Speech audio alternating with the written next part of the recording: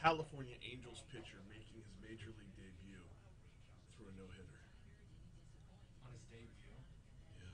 That's impressive. Oh, it's so much more impressive than that. Just wait. Who? Hmm? Who was it? I don't want to spoil it for you. Mike's on, by the way. We're live.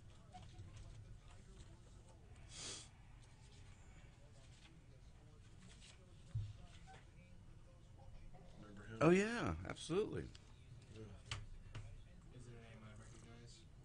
No. Because it's a baseball player.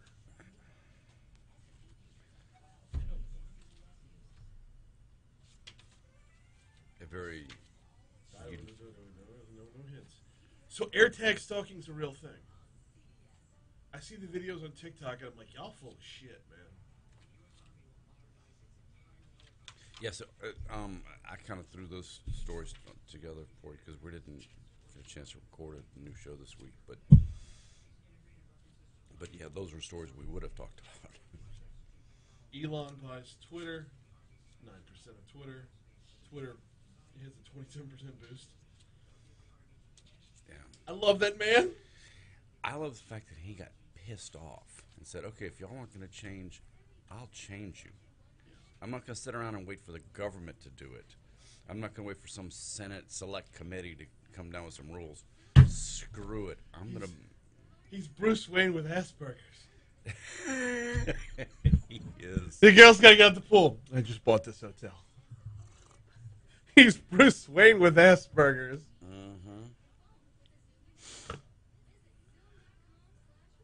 That's one of the, like I just came out like why has nobody said that before? Oh, they have.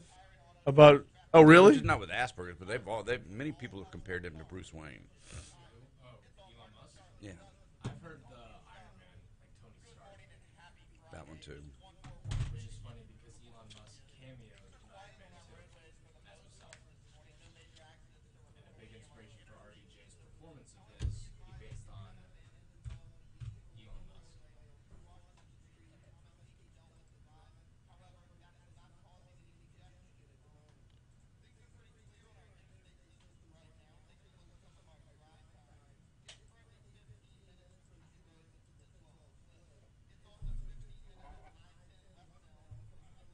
When do you want to use the Gaston? And like which part? Have it queued up to about 15 seconds in. It's gonna be in the 625 segment. I will cue you on it. Okay. You wanted it exactly. No, I don't know if it's exactly fit. No one. That's where I want. I'm not gonna go further now. Cool. Yeah.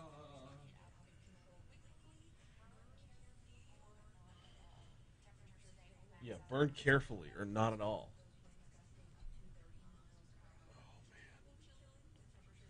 Yeah, I get to leave here and drive to Alexandria today. On purpose? Yeah, I have to. But a client up there's assuming that They have computers now? they even have electricity. That's awesome. They're supposed to get internet sometime soon. Mm-hmm.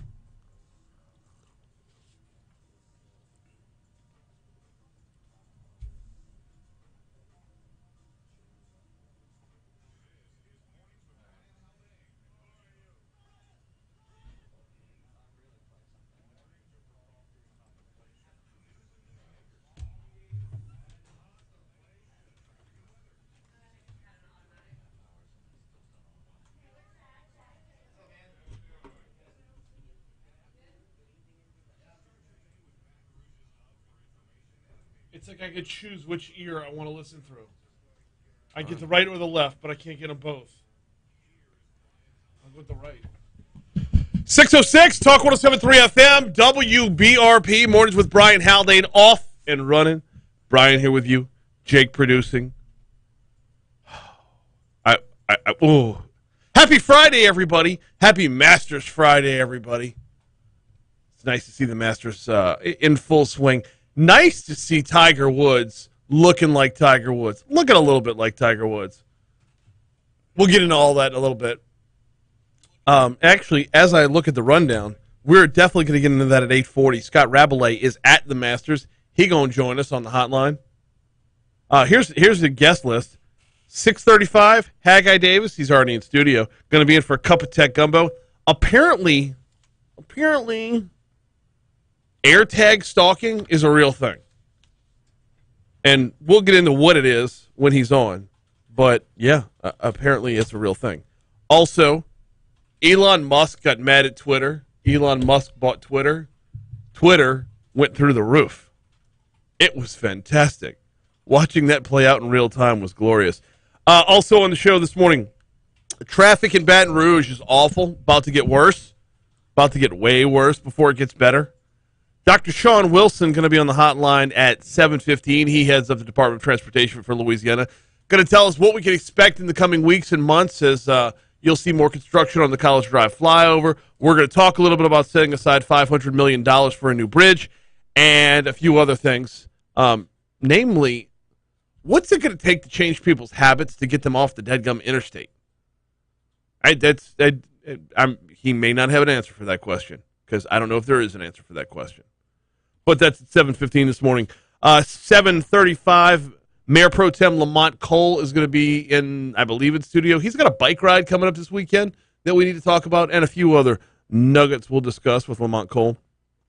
8 o'clock hour, let's talk about the legislative session. From an insurance perspective, there are numerous bills that affect the insurance world, and Insurance Commissioner Jim Donelon going to join us at 8:15 to talk about it. Then, like I said, Scott Rabalais, live from Augusta, going to join us at 8:40 to talk a little bit about the Masters. And, I might ask Scott about this. I got to take a moment to just toot my own horn, my own predictive horn. When NIL legislation passed and NIL was growing in popularity, I very flippantly said, well, won't be long before we're paying the high school kids. And like almost in unison, everybody on the YouTube chat was like, no, that's stupid. No, you're not going to see that. No, they're children. They can't enter into contracts. That last part is actually true. However, and we'll have this as our trending story as well later on, the Louisiana High School Athletic Association is making sure nothing restricts high schools and their student athletes from navigating new NIL opportunities that are evolving at the pre-college levels. Well, what level is there pre-college? That would be high school. Thursday afternoon, the LHSAA approved a positioning statement that allows high school student athletes to receive name, image, and likeness benefits, but also announced a partnership with Ecker Sports built to educate schools and coaches the best way to help their students. Quote, as an education-based association, I think it's imperative that everyone associated with high school athletes in Louisiana is properly educated and informed on name, image, and likeness, said Eddie Bonine, executive director of the Louisiana High School Athletic Association. The LHSAA is unable to do anything more than a statement at this time, as a change to their constitution would require a full principal vote. So maybe we are about to start paying high school athletes. Maybe John Curtis just locked up 4 more state championships. That's not right. Sorry. But where are we headed with this? You want to talk about the disparity between select and non-select? You want to talk about rough to navigate waters when negotiating contracts with 15-year-olds? You want to talk about instilling the wrong values? And I'm a big proponent of sports, youth sports, high school sports. Huge proponent of it. I believe you learn lessons on the field and in the weight room and in the locker room that you carry with you for the rest of your life. You build relationships and you learn lessons. These are all the wrong lessons. Paying college athletes who have to survive on their own outside of the home is one thing. Paying high school athletes instills in them that as long as they have a good time in the 40, they can get away with whatever they want in life. Math, science, social studies, none of these things will matter. Football will. That being said, I have a 4th grade daughter that plays basketball, and a freshman who's a power lifter and basketball player. If this is going to be out there, hook me up. If this is going to exist, let's get some deals for the Haldane girls. NIL for high school. Oh, get ready, travel baseball parents. It's coming to your 9-year-old real soon. We got to get Ryan Terrio on the show. Name, image, and likeness out of traction. How about it, huh? I was coaching T-ball yesterday afternoon for my kindergartner. What are we, like, half a decade away from that? Unreal. We'll get Eddie Bonine on the show next week to talk about it. It is a positioning statement right now, and that's it. But if the door is open, it will be kicked in. All right, quick break. When we come back, we'll talk sports. Before we take that break, though, one-day sale going on today at Mathern's. The one-day sale going on today at Mathern's Market, downtown on 3rd Street. Nicholson at Skip Burtman Drive, the Nicholson Gateway Shopping Center. I look forward to the one-day sale. I stock up at the one-day sale. This sale right now, if you're getting ready for your Easter Sunday crawfish boil or any boil moving forward throughout the rest of the season, the sausage, the potatoes, the mushrooms, the Zatarans, it's all on sale right now. They're going to have numerous deals throughout the day. Way too many for me to list one at a time. If you get the insert in your paper or whatever, might want to check that out there or in the mail. I don't know. Do we still read mail inserts with things? Either way, Mathern's on Nicholson at Skip Burtman Drive. It's right across the street from Tiger Stadium. The one-day sale going on today. And don't forget, if you need to swing by for lunch, they've got great Lenten lunches to go as well. Whether you're getting the fried catfish or, the hot bar was all Lenten last Friday. Oh, I wanted to indulge so much. I could only get a little bit, but like crawfish pies, fried catfish.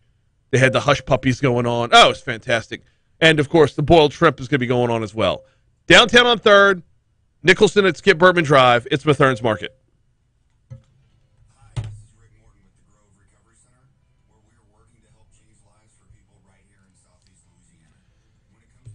NIL for high school is stupid. It's stupid. First of all, they're children. You can't negotiate contracts with children. Unless you're paying parents. Right. Yeah, they would have to oversee all that and get all of it. Well, which 15-year-old doesn't have an attorney to do that for them? I don't know about you, but I had a pretty solid legal team back in my early Excuse me. I don't know if Christy's up yet. Morning, Christy, if you're up. She had adoration in the middle of the night. No fun. Oh, I know.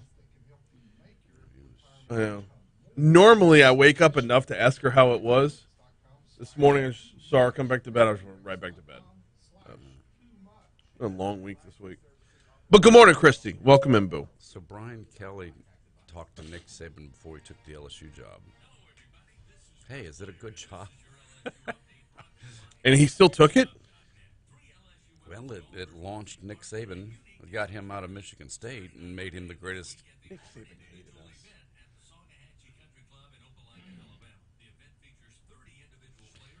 But he liked the co-eds on campus.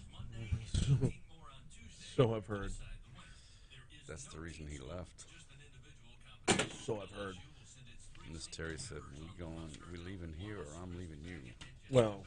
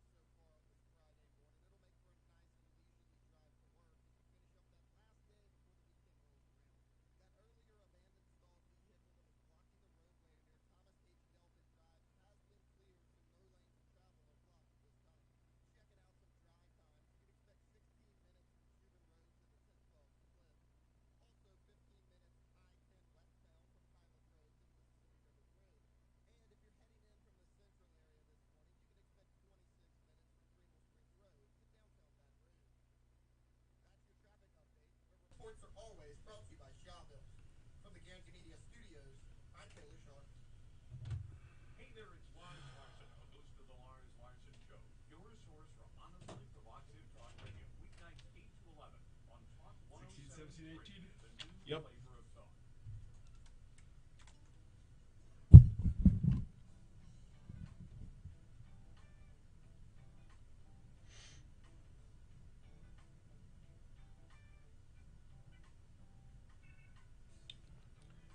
.617 Talk 107.3 FM WBRP.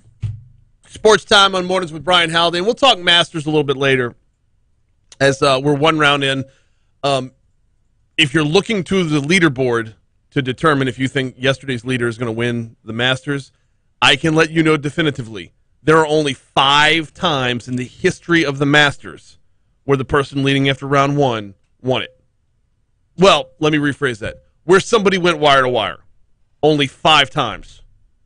Now, one of them was when they had the Masters in the fall. And then before that, it was Jordan Spieth. And then before that, it was 1976. Like, it ridiculously spaced out. But only 5 times in the history of the Masters is someone going wire to wire. So I'm not really worried about who's on the leaderboard right now.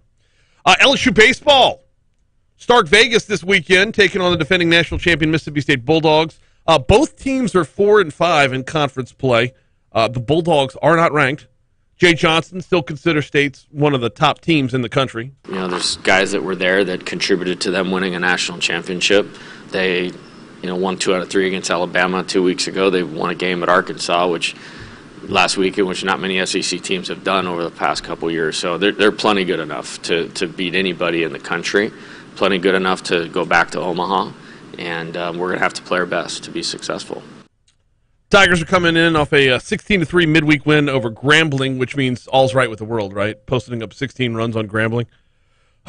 18 hits in that game. Johnson's hoping the bats are just going to stay hot. It's easy to say you should score a lot of runs maybe when the opponent is down a little bit or in a midweek. You still have to do it. So pleased with the guys for that. I don't know that it's any indication of how we'll do things going forward or anything of that nature, but they did what they needed to do. First game, 7 p.m. tonight on our sister station, Eagle 98.1. Pre-game will start at 6:30.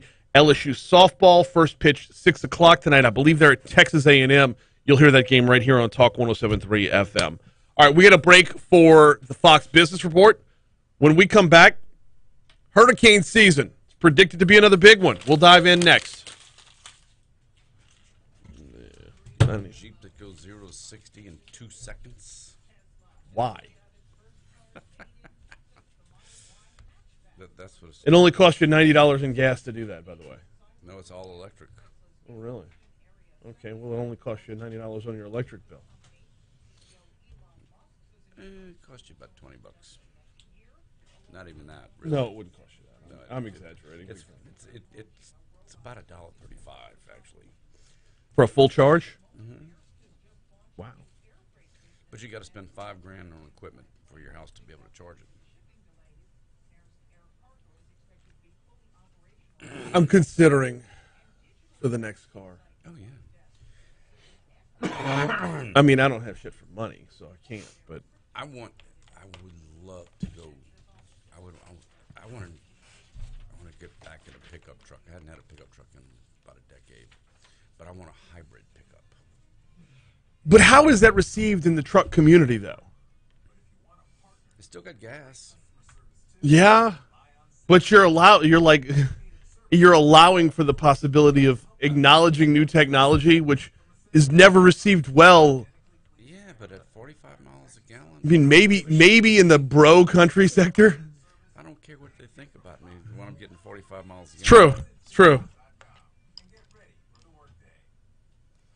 My mom has a hybrid Lexus that she's had for almost 8 years now. She fills up once every other month. Now But she charges. No, every time you pump the brakes, it's charging. It's a Oh. hybrid. You're not plugging into anything. Oh, okay. Nice.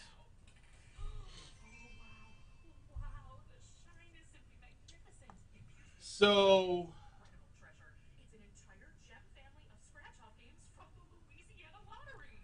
No, I don't want to. No.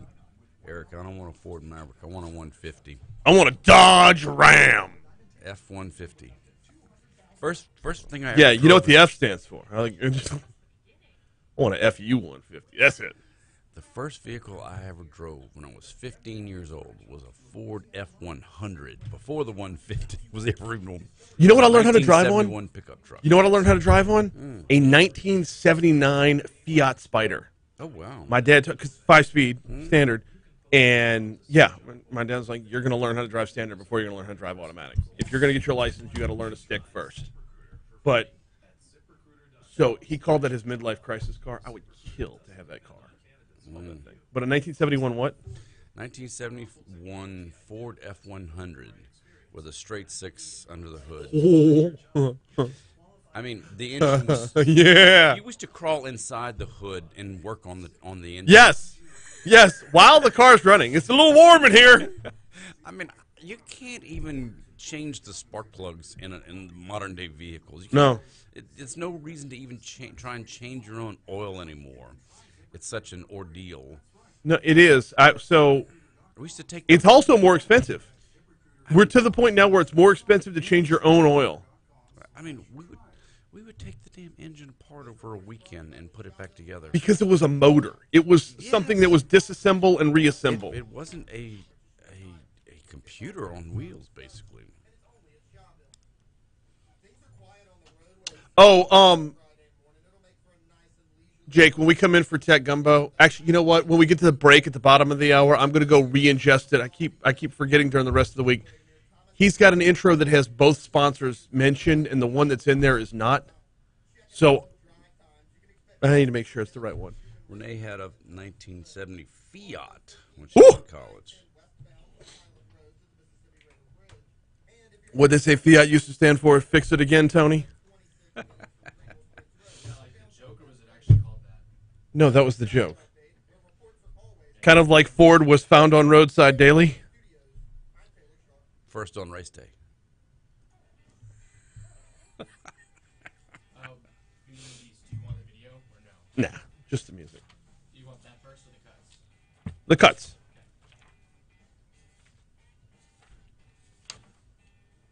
624 Talk 107.3 FM WBRP.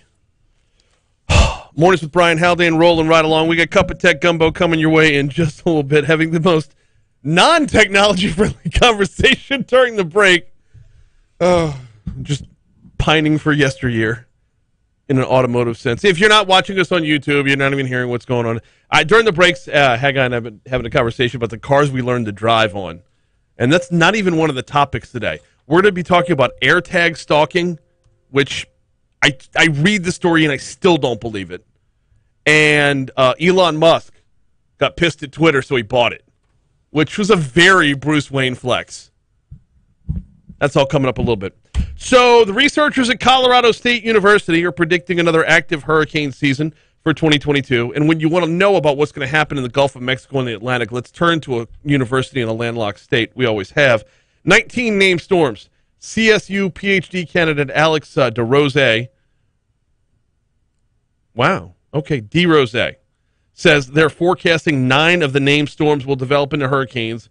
4 of them could be major. Those are hurricanes that reach Category 3 or higher intensity, which unfortunately Louisiana is no stranger to of late. The forecast, of course, does call for an above-average Atlantic hurricane season, which no one likes to see. Now, a little backstory, and you're going to hear more about this in our news at the bottom of the hour, but a little backstory, why do we turn to Colorado State University? Well, before DeRose, there's Philip Klotzbach, and before him, there was Dr. Gray. Dr. Gray actually got to start in Miami and New Orleans before moving to Colorado and brought all of his knowledge with him. So that's how the genesis of turning to Colorado for hurricanes. Anyway, DeRose says one reason they're predicting another above-average storm is we're still currently in a weak La Nina pattern, which plays a factor with the wind shear. So that will drop down wind shear in the Atlantic Basin, and that really gives an opportunity for tropical systems to get going and intensify. He also says the chances that things will change into an El Nino pattern by hurricane season are exceedingly low. Another similarity to last season, DeRose says warm water temperatures in the Caribbean and also in the subtropical Atlantic play into this. Typically, when you see warm waters in the subtropical Atlantic in April, that leads to a warmer main development region in the peak of the season. But it's always important to remember that regardless of the forecast, even if it's for a below average season, it really only takes one hurricane in your area to make it an active season for you. That's the way we preach it all the time. What determines a major season or a serious hurricane season?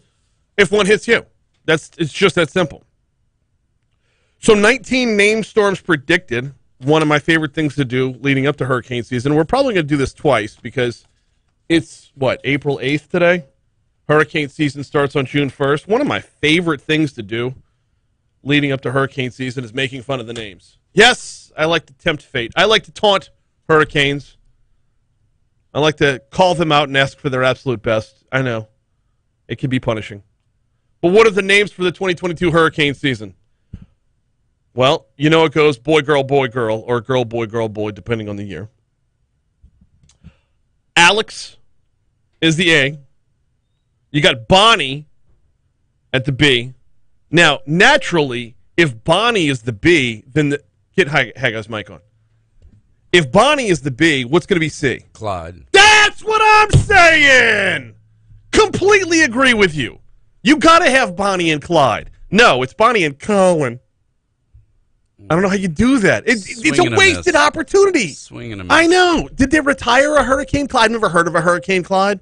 But if you're going to have a Bonnie, you got to have a Clyde.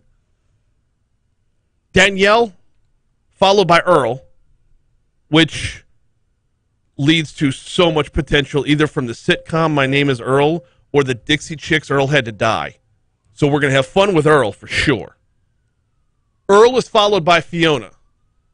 And then after Fiona comes the one storm that I'm scared of. I'm legitimately scared of this one. With the G name. It's already on the radar. It's already on my radar. It's not on an actual radar yet. But if there's any storm name this year that's going to instill fear in my heart. No one's slick as Gaston, no one's quick as Gaston, no one's next as incredibly thick as Gaston, for there's no man in town half as manly. Perfect, the pure paragon. You can ask any Tom, Dick, or Stanley, and they'll tell you whose team they prefer to be on. For record, though, Tom, Dick, and Stanley are not on the list this year, but Gaston is. How very French. They've had a serious French lean for about 5 years now. We go in heavy on the French names. After Gaston, which would probably only take us through the end of that probably is only going to bring us up to about 4th of July. If recent history has given us anything. You got Hermione, Ian, Julia, Carl. Ooh, Carl with a K. It was that late in the alphabet. Not Carl with a C. Carl Malone. Lisa, Martin. Oh, yes, we get to do Martin Lawrence jokes. Nicole, Owen, Paula, Richard, although with the French lean it might be Richard. Sherry, Shary. Sherry. Tobias, which I love. Virginie, and Walter will round it out on the list of approved names. And once again, no Haggai. No Haggai. Well, it's Hermione this year. The H name is going to be a female name this year. All right, Cup of Tech Gumbo coming your way after news. Was the audio on YouTube as well? Okay, good. Keep tempting the fates with the YouTube gods as to whether or not they're going to allow us to not be. I say push the envelope. We'll steal from Disney. The thing I can't understand when shows get muted on YouTube for playing audio that they got from YouTube.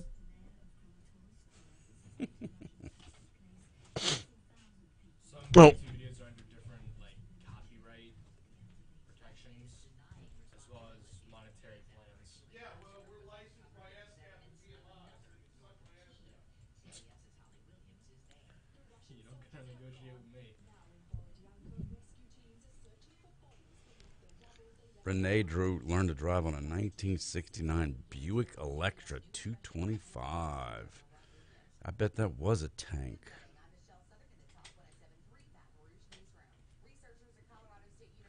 Let's see.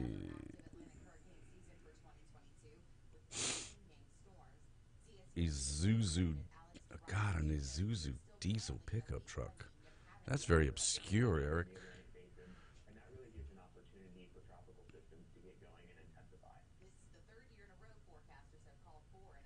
Well, Byron, the first one this year, Alex, that can go either way. That's an androgynous name.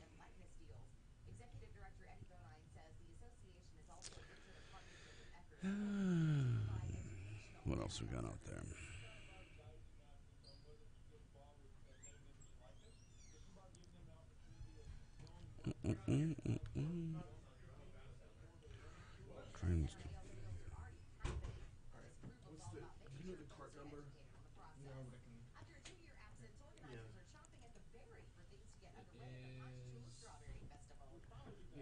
Michelle's doing news. It doesn't say it on here. What's the title of this? Where is it? Button left. Click on the blue.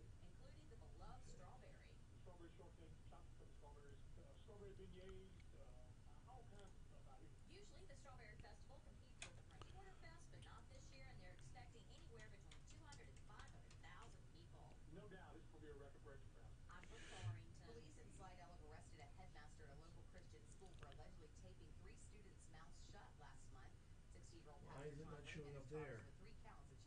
All right, I gotta figure that out. That's. All right, let me you can put that back where it was.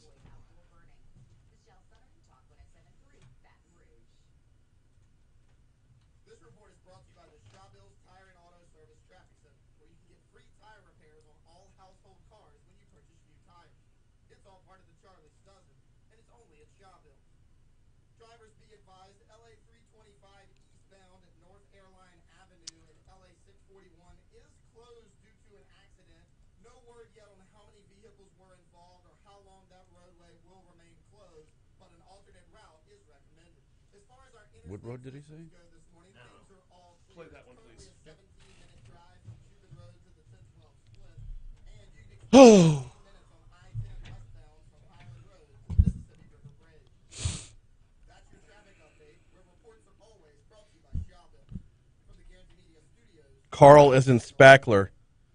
Nice callback because we're gonna be talking about the Masters today. Cinderella Boy at Augusta. Just hear Carl Malone. You can always visit us at patientplusuc.com. Patient Plus Urgent Care. Get in, get better. Morning, everybody watching on YouTube. Good morning, Eric, Clint, Renee, Troy, Byron, and those who aren't commenting but are just kind of hanging out. Thanks for joining us.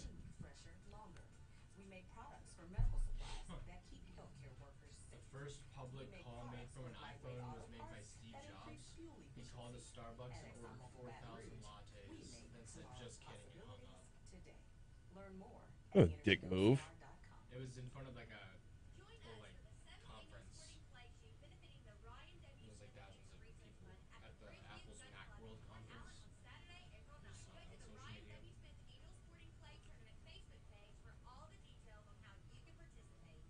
Hey, you ever wanted to learn a language like French or Spanish or even Norwegian? It's time for androgyny. It's just Pat. 10-minute lessons.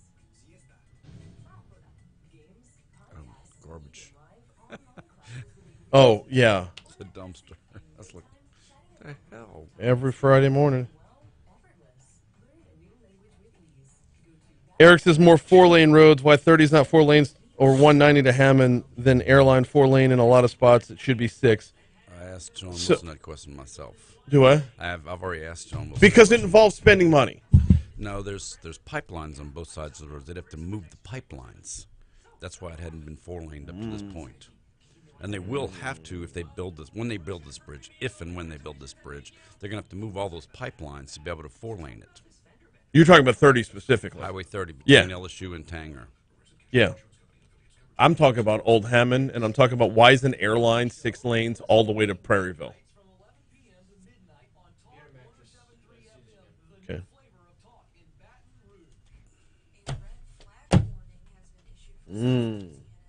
You're a red flag warning. That is a fire weather warning. Winds will be moving very fast with very low humidity, so small fires can get out of control quickly, burn carefully, or not at all. Temperatures today will max out around 70 degrees with those winds gusting up to 30 miles per hour. You can't have a Bonnie and not have a Clyde. Even I expected Clyde. Right? It's just a miss. And Sunday will bring more sunshine and temperatures in the low 80s. Enjoy your sunshine. Showers return to the forecast on Monday. Didn't we have Anna and Elsa in the same year? Neither one turned out to be. You can make, like, if you can have a homage to Frozen, you could have Bonnie and Clyde. Idiots.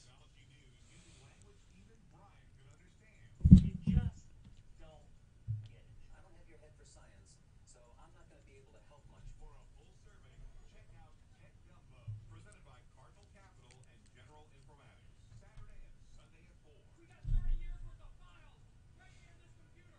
They're going to bring you down. On Cup of Tech Gumbo on Talk 1073. I'm sorry, wrong password. Yes, it is time for a cup of tech gumbo. Yes, it is time to welcome in Haggai Davis. What's happening, dude? Well, it appears that once again I did not get the invitation to the Champions Dinner at the Masters, so I'm here. Every year I keep looking for that invitation and it just doesn't show up. It ain't there. No. It's something about having to actually win the Masters to be able to go, so Yeah. I didn't. Bees with the bees, man. That's, So I'm here. What I love, one of the things that I love most about Tiger Woods playing this year is Tiger Woods is slightly older than me. And as long as there's a professional athlete that's older than me, I'm not old. That's how I equate that. Like, Okay. yeah. I mean, what? Tom Brady is what, 43, 44? 45. Is he 45? Even better. Even better. Yeah. That's the skewed lens with which I view things. The Masters. I don't have that luxury. And the luxury is about to run out on me because they're talking about, can Tiger make it the whole way walking for 4 days? I'm like, it's walking.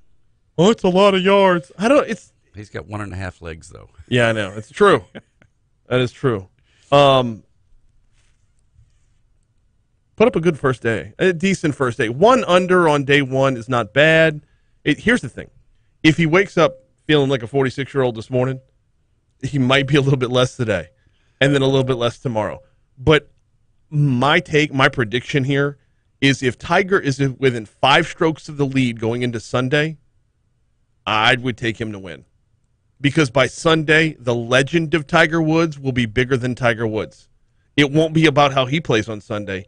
It'll be about everybody else trying to keep their eye on the ball while looking over their shoulder. Yeah. I watched the replay last night, and the shots he knows how to hit is just so good. Guy's got the course memorized. I mean, yesterday was his 91st competitive round at Augusta. Wow. So, spring of 96, when he really hit the scene, I was living in Kirby Smith, which is about to be demolished, which is a whole other closing of a chapter of time. It's important, the passage of time, says the vice president. And yeah, like wildfire when he was out there, and it only grew from there. And now here we are in 2022, and he's back at it again. It's good for the sport. Oh, it is. So, let's talk Apple AirTag stalking, because I saw the videos on TikTok. I see a lot of the videos on TikTok. I found this in the back of my car. What is this? Where did it come from? I see it on TikTok, and I'm like, I don't buy it. I don't believe it. But this is apparently a real thing. Yes, it really is. What is Apple AirTag stalking? So you can get the Apple AirTags, and you can attach it to things so that should you lose your phone or lose your computer or things like that, anytime another Apple device goes near that AirTag, you get notified, hey, this is where the AirTag is. Okay. And that's a good thing if you're looking for your lost computer or your lost keychain or whatever.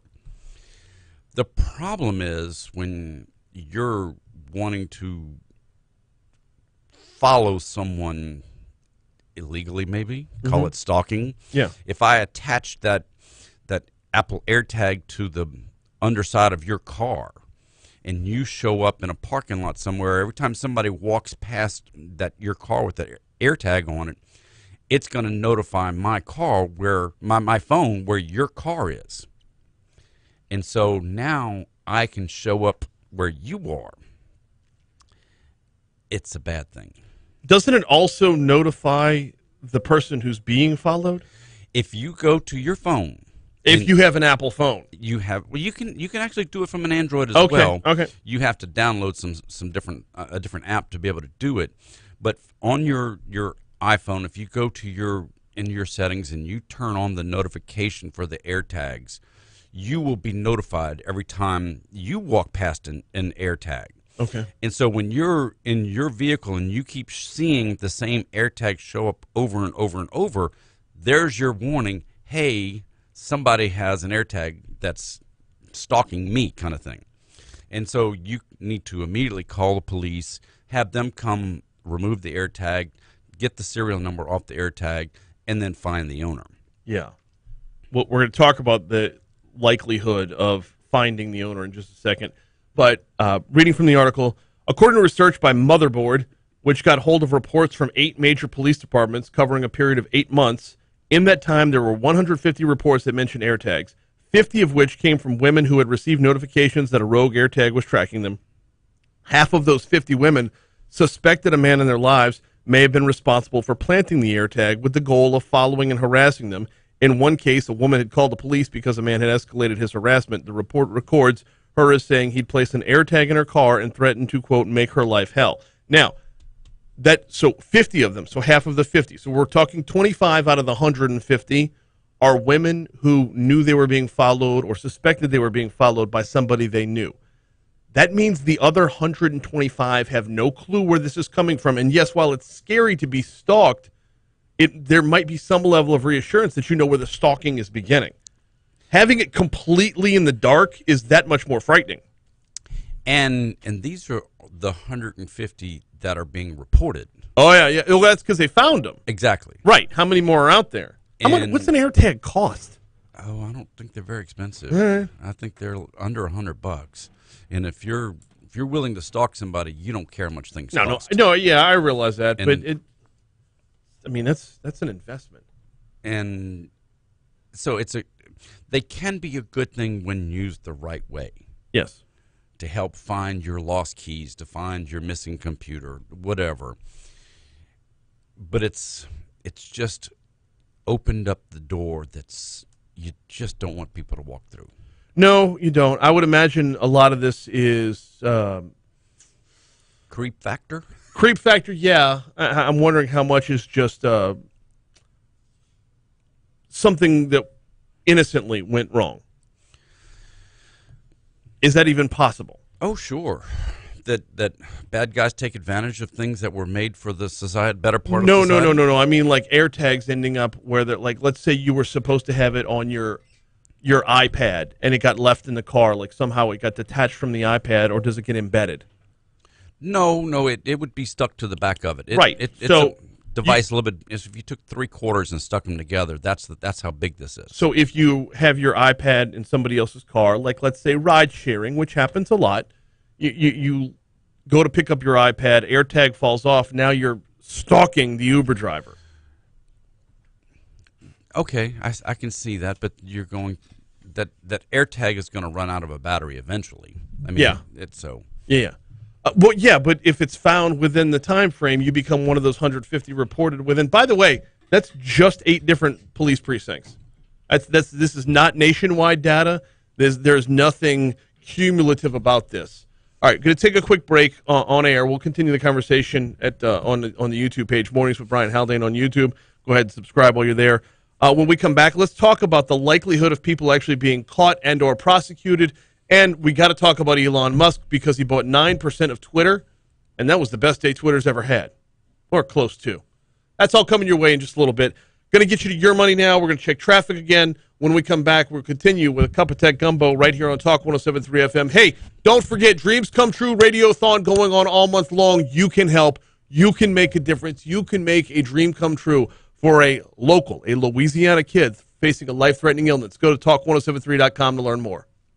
How do you choose a right attorney? I give you the Yeah, so if you have an iPhone,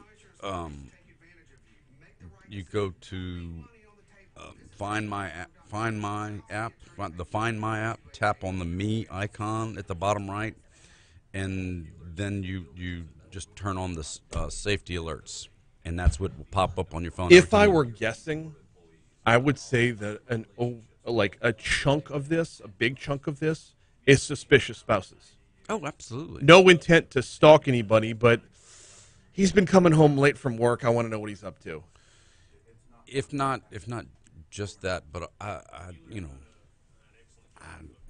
there's a lot of creepy people out there. Oh yeah. Exes, significant others. That's where I think a lot of it is. Yeah. It's just the suspicious spouse factor is one that's going to stick out for me. Yeah, the creep factor, absolutely, and that's the part to be scared of. But there's a significant chunk of a spouse feels like is suspicious that their significant other's cheating. Troy says there's more danger with duct tape and zip ties being misused with abductions than the danger of eye tags. Yeah, but you don't know where they are to put the duct tape and zip ties on them unless you have them air tagged. Like, one leads to the other. You know who needs to be pissed about this? The entire private detective industry. They're pretty much obsolete at this point.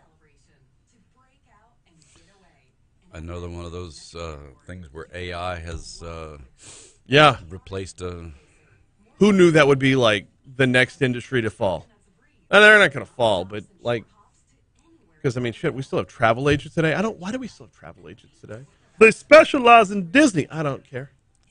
Actually, we used a travel agent because we're going on this cruise this summer from Venice, Italy, through Greece, and they've been on that cruise, and they knew like which hotels to stay in Venice, and then when we get to each one of the different stops, do this offshore excursion versus that excursion, and okay. Something like that. But just to book a trip to Disney World, no, that's Expedia.com takes care of that kind of thing. But when you're going someplace specific and you want to know what's the things to do there, that's somebody who's been there and done that, as opposed to I can just Google stuff and you're... Yeah. NIL deals allowed for high school athletes. Sorry, I'm just going to be the cranky pants. I think this is what makes me the old man now. It just is. I mean, number one, what kind of high school student has enough influence that me as a business, I'm going to put money into them? Right. They're not on TV. They are increasingly on TV. The Cox Game of the Week that doesn't even exist anymore. ESPN's picking up games now for like the down tier channels and the ESPN Plus. In Baton Rouge? Shreveport?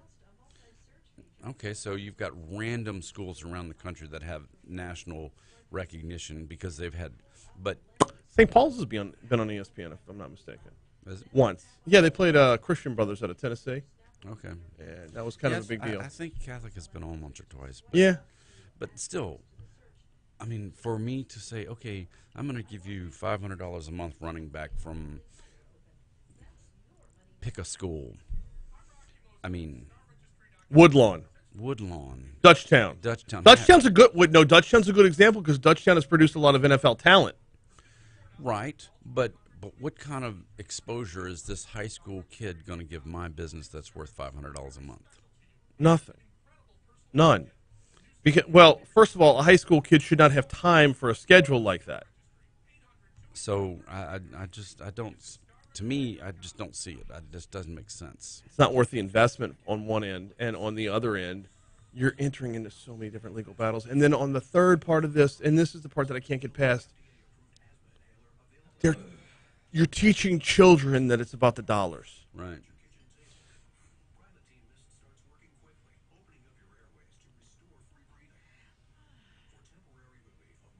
And Troy said his daughter is a certified Disney vacation planner, and it doesn't cost you anything more than already expensive Disney price tag. Does it cost you anything less? Having worked in the... Ooh, it looks like a scrambled egg. Or a sunny side up egg, reversed. 652, Talk 107.3 FM, WBRP. Cup of Tech Gumbo rolling right along as part of Mornings with Brian Haldane. Haggai Davis is in with us for the Cup of Tech Gumbo. All right, let's talk a little bit about the likelihood that folks get caught and the likelihood that they get prosecuted and punished and the likelihood that that level of punishment can make this whole scare go away. So it sounds more like a segment for Franz, but I mean, can you get caught? Sure, you can. Because each AirTag, you have to register that AirTag.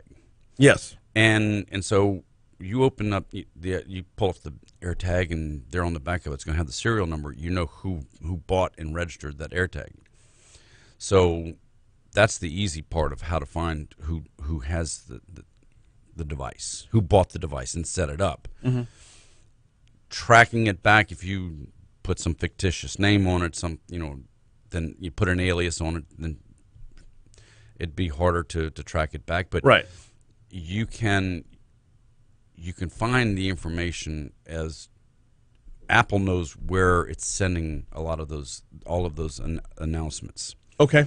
So you could triangulate it back to that person. What level of know-how is involved in getting this done? Because to me it sounds like if you're talking about a major metropolitan area with a major police force that has like a cyber crimes unit or something like that, you would have the wherewithal to get this done. But if you're, you would have to do it through Apple. Albany PD, that's Albany, Louisiana, not Albany, New York. If Albany PD is on this, are you really looking at getting anything done?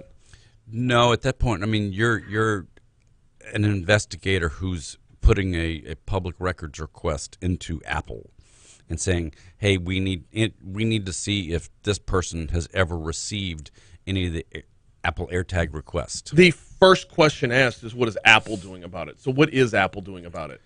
I don't know. They're trying to take the high road as best they can with this. It has always been Apple's way to not be over information sharing about things. Yeah. They were the first ones to say, no, we're not going to allow you the back door to break into iPhones when you're the FBI, those types of things. So Apple has always been very, very close to the vest with their information. Can you avoid it? Not really. If somebody sticks this one of these devices to your car, if you don't know it's there, it's still transmitting information. Every time somebody with an iPhone walks past it, it gets notification back. Is there some level of a bug sweeper, if you will, that you can, before you get in your car, I'm going to sweep it to see if there's anything tracking me? Sure. You just on your phone, you go to the AirTags app, to the Find My app, and you can just your phone will notify you if you continuously see the same tracker every time you're in your car. But like, if you see the first time you see the tracker, is that noticeable? It's just the first time it's going to pop up and say, oh look, there's if you're in your garage and you turn on your phone and you say, oh, there's an app, there's a tracker on my oh, that's interesting.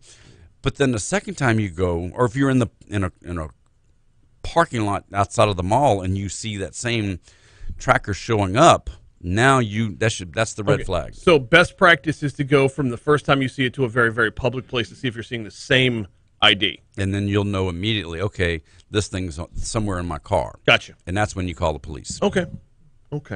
We got a couple minutes left. Elon Musk bought 9.2% of a stake in Twitter. Twitter, they jumped by just under 30%, or at least their shares jumped by under 30%, based off of that news alone.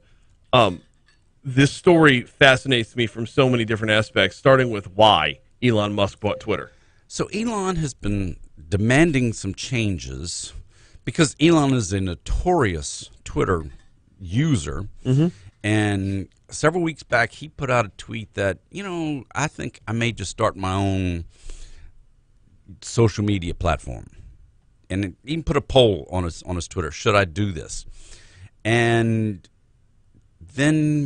Twitter got mad at him, and so he said, "Okay, screw you." And he went out and he dropped $3 billion, and which that's a rounding error for him, Right.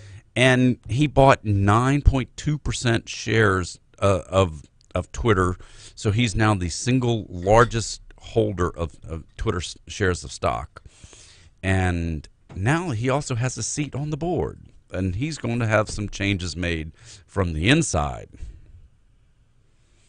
It's such a glory. It is such a Bruce Wayne flex. Oh yeah, To just pen that check and be done. Also, to pen that check, be done, and like net yourself a good $800 million in the process. you think? And the law of unintended consequences. But Was it really unintended? what did he buy? Did he buy it out of spite, or did he buy it out of investment? No, he bought it out of spite. But So as then soon it's as unintended. But he knew anytime Elon Musk puts money into anything, the value goes up. Mm-hmm. And so, But where does he go from here? Because this isn't the dog that catches up with the car that it was chasing. no, this is now I have a seat at the table. I'm on the board. I want these changes done, and if you don't like it, we're going to make changes. Do with we who know runs what it. kind of changes he wants, and what is the danger of those changes? Well, one of the changes that he really wants is he doesn't like the Twitter coming in and censoring things. Right. He think Twitter is the town hall of social media, that everyone goes to Twitter to say anything, and he doesn't like that Twitter is starting to censor people. Censorship is not just out of censorship stake. A lot of times, censorship on social media, and people will complain, well, they're doing it because I'm not of the same political party. A lot of times, it has to do with debunking false information, reporting fake news, and the like. Twitter has censored Elon Musk. Yes, in the they past, have. and it wasn't about politics. Right. He got in trouble one time because he was posting some information about should I sell more shares of Tesla stock. Mm-hmm. And as a publicly traded company and the CEO, you can't really do those things. The SEC had a conversation with him. Yes, and there's the rub, right? Just because they're censoring doesn't mean they're in the wrong for censoring. But if he wants to get his feelings on his shoulder about being censored, can he really move forward from there? We're straight up out of time on the air. The conversation will continue on YouTube. Appreciate you, Haggai. You bet. Yes, like I know it's the instant reaction of everybody well, not everybody, but a lot of my political party to say, damn leftists are shutting me down. That's not most of the time, that's not what's going on. No, it's not. So how do you combat that? Is Elon Musk going to have the realization that, holy crap, Twitter is they're not as high-handed as I think they are? A lot of this has to do with just regulatory commissions. He knows this already. I mean, it's not like he's an uninformed person as to what you can and can't do when you run a publicly traded company. But if he knows this, how does he plan on implementing change by being the CEO of Twitter? And he's not the CEO, but you know what I mean. Like a seat on the board, 9% shareholder, largest shareholder. He's got more shares than what's his butt? Dorsey. Yeah. So you can't do anything from that position. You have to be in Washington, D.C. to affect change here. Well, and that's the same thing. I mean, so instead of waiting on D.C. to make changes, he's going to make these changes. He wants to make these changes from within instead of waiting on D.C. That's what the speculation is. So you make the changes within, and D.C. still shuts you down. Maybe. You still have Section 230 given the social media platforms cover to do things. Until Section 230 is changed of the 1996 Telecom Decency Act. Mm-hmm. Section 230 is what gives these companies the clearance to where you really don't have to do much. Yeah. Because it says that Elon Musk should be able to say whatever the hell he wants to say, and Twitter's not held responsible. So if DC makes changes to 230, then Twitter goes away. Facebook goes away. All of those platforms are gone if they blow up Section 230. Gone or moved out of the country? Well, they're not going to be able to operate in the U.S. anymore. Okay. And Well, no, because I thought we just walked through this with Donald Trump's spat with TikTok, and we never lost TikTok. No, but we also didn't change Section 230. That was just TikTok making and Donald Trump launching his own crappy little social media platform. Oh, it is so bad. It's they've been checking on it, and it's got more fake users in it than any other social media platform out there. Yeah. It's a disaster. Yeah. It won't be here by the summer. No, but he'll launch another one and bilk more money out of people on the way. Yes, because that's what Trump does. He preys on those. P.T. Barnum. He is. He's the music man. He is such an interesting individual. I'll just leave it at that. A lot of good ideas, a lot of good policy. And a lot of bad practice.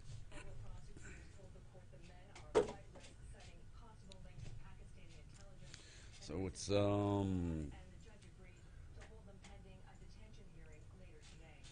What's what? You know, Eric saying Twitter doesn't suppress factual stories.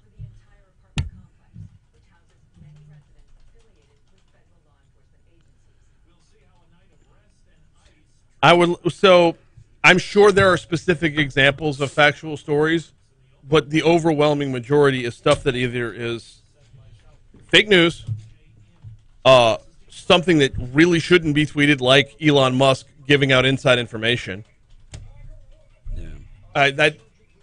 Okay, if Elon Musk says, I'm going to sell off all my shares in XYZ company, that's factual. It's a factual story. And Twitter would still censor it because that's inside information. The way the market would react to that, they can't allow that. And that's a great example because now you're insider trading, and the stock would either tank in advance, or because if he wants the stock to go way down, hey, I'm thinking about selling 80% of my shares of stock. The value goes way down. He buys a bunch of it, and he says, well, you know what, I've changed my mind, and the value goes right back up. Now he just bought a shitload of stocks. Right. Because he suppressed the market. Right. Eric says, does Hunter Biden ring a bell? Hunter Biden's a good example, and there's a lot of pandemic stuff that's a good example as well. Yeah. Stuff that has played out over time. But remember this, Twitter, if Elon Musk wants to call them the town hall of the internet, that's fine. They are still a company. They are not an actual town hall. They are not actually a function of the government. They still have to set their own rules and regulations and determine, hey, if the Hunter Biden stuff is unproven at the time that it's being reported, they have the right to be able to say, no, we're going to squash that. Now, if you don't like who they're squashing, that's fine. The same was true with a lot of the Joe Rogan shit. The Joe Rogan stuff, I think, is probably a better example than Hunter Biden because you're talking about an individual who was just reporting on their own well-being, and Rogan got a raw deal.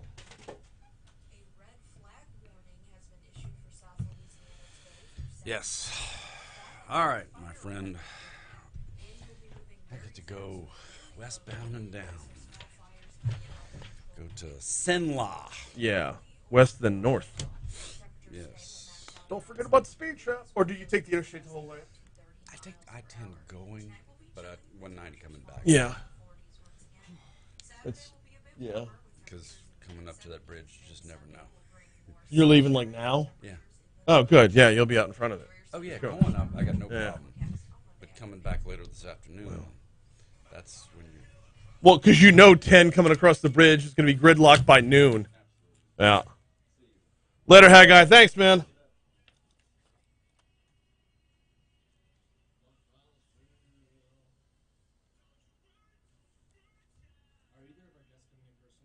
I have no idea.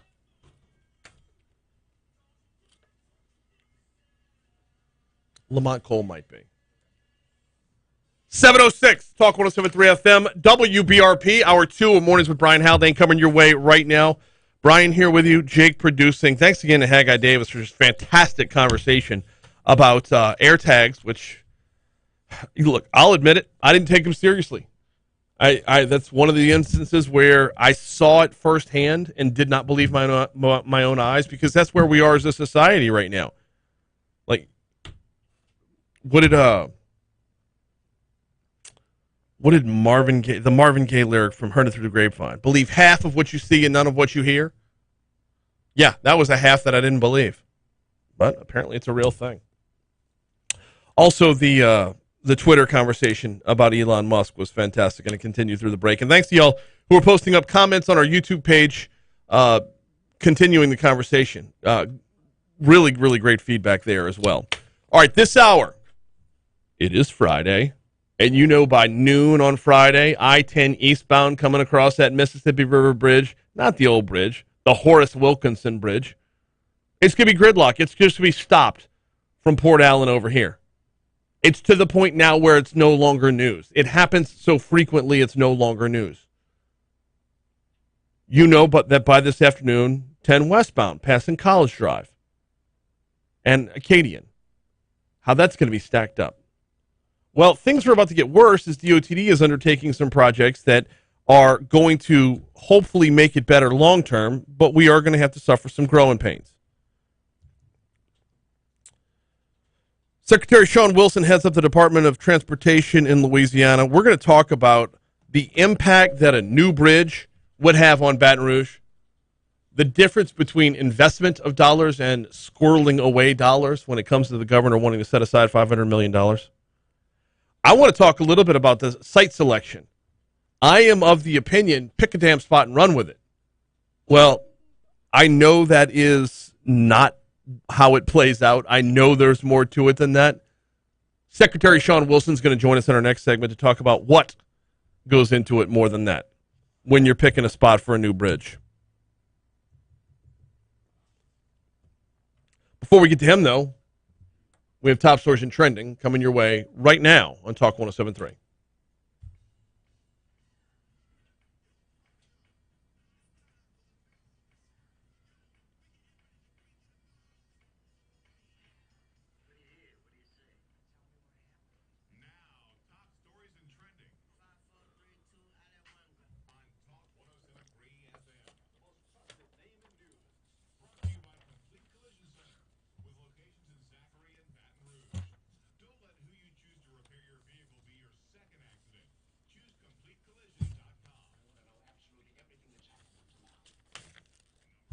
No real surprise here out of the state legislature. A Senate committee, the Senate Education Committee, advanced a bill Thursday that would prohibit transgender athletes from competing in accordance with their gender identity. Senate Bill 44, sponsored by Senator Beth Mizell out of Franklin, that is dubbed the Fairness in Women's Sports Act. The bill requires athletes from the elementary through collegiate level to compete based on their sex at birth. We had Senator Beth Mizell on the show to talk about this bill earlier this week. That conversation is available on demand at talk1073.com. One of the potential jurors involved in the trial of LSU basketball player Wade Sims, his accused murderer, has a warrant out for his arrest after he failed to appear at court Wednesday. A jury was seated Wednesday in the trial of Dietian Simpson, who's charged with killing Sims during a street fight back in 2018. Court documents obtained by our news partners at WBRZ Thursday showed one of the people selected for the jury pool has a warrant for his arrest after he didn't show up to the 19th JDC. The court order said law enforcement was tasked with taking Will Bolton Jr. into custody and delivering him to Judge William Jordan. Bolton ultimately was not selected to serve on the jury. By the way, that trial opened yesterday as well. Opening statements were yesterday, and if I'm not mistaken, defense is saying Wade Sims picked the fight. A man was arrested Thursday after staff at a Baton Rouge hospital found signs of abuse all over his dead child's body. According to the Baton Rouge Police Department, a 5-year-old girl was rushed to Our Lady of the Lake Children's Hospital Wednesday afternoon after her father, Aaron Hawkins, reported she was unresponsive at their home off River Road. Hawkins, 23 years old, told police that his daughter, Summer Hawkins, had been hurt in a fall. The child was pronounced dead at the hospital shortly after she arrived. Upon further examination, hospital staff found severe bruising and other marks on the girl's body that appeared to be criminally abusive. Hawkins is currently jailed for cruelty to a juvenile, though police said they expect to upgrade his charges based on autopsy findings. We talked about it a little more than half an hour ago. The 2022 hurricane season is, it's projected to be a busy one. Colorado State predicting an above-average number of named storms, hurricanes, and major hurricanes. The probability of a major hurricane strike is also above average. A lot of this looks very similar to the outlooks that were issued in April of 2020 and 2021. Remember, it only takes one hurricane making landfall to make it an active season for you. You need to prepare as such. We will have a lot more on that as we inch closer to hurricane season. Union Parish District Attorney John Belton is expected to move forward with a Louisiana-based grand jury and state charges against state police agents involved in the in-custody death of Ronald Green.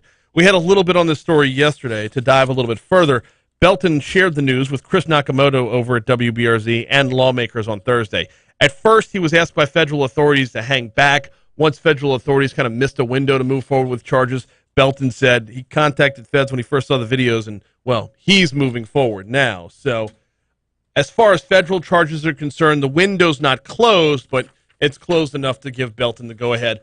Those are your top stories. Here is a look at what's trending this morning. Get ready to pay high school ball players. Oh, yeah, high school athletes getting paid. Not yet, but it's getting closer. The LHSAA. The story's written by Michael Cobble over at WBRZ, so the phrasing isn't mine. I'm reading from here. The LHSAA is making sure nothing restricts high schools and their student athletes from navigating the new NIL opportunities that are evolving even at pre-college levels. Thursday afternoon, LHSAA approved a positioning statement that allows high school student athletes to receive name, image, and likeness benefits, but also announced a partnership with Ecker Sports built to educate schools and coaches the best way possible to help their students. Because God knows entering into legal contracts with 15-year-olds is what we needed in high schools right now. Also, teaching them that nothing is more important than the almighty dollar. It's not about the lessons you learn on the field. It's about getting paid, fool. There's your top stories and trending. Let's take a quick break. When we come back, let's talk about what goes into picking a spot for a new bridge, what impacts a new bridge will have, and what we're looking at as far as potential timelines are concerned with the new Mississippi River Bridge. Shawn Wilson joins us next. I know I got to do Baton Rouge Mattress, but I was way behind, and I want this segment is I need every ounce of possible room to run.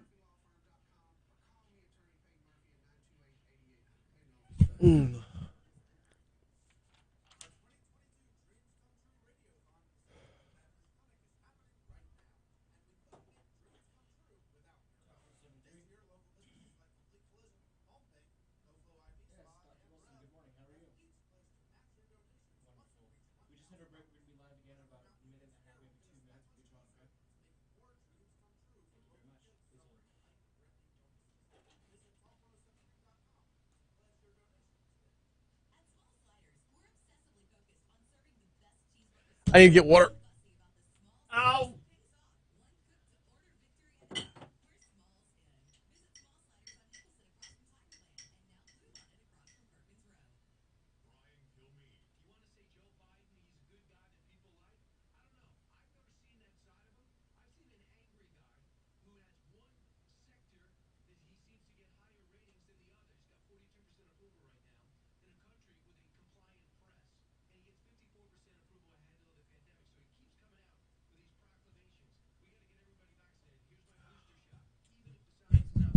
My wife bought me some new pants. Yeah, I finally have a pair of pants that don't fit me like a damn wind sail. It was a sale at Marshall's, by the way. You're no longer flying with the wind? No, so it feels good to wear pants that actually fit around the waist. Because my waist is down a good 5 inches from where I started my little journey. And, yeah, it's a good thing. Oh, absolutely. So, the flip side of this, though, is the work I've been doing at the gym, and this is totally not even a humble brag. This is just a brag. Tighten the thighs, baby. Fits in the waist. Tighten the thighs. Yeah. Yeah, we take those. Yeah. Leg day every day, baby. Leg day every day. Jeez. I couldn't do leg day every day. Yeah. If I'm not repping Haspel, you know it was a sale at Marshall's. That's There you have it. because I'm not entering Burlington Coat Factory.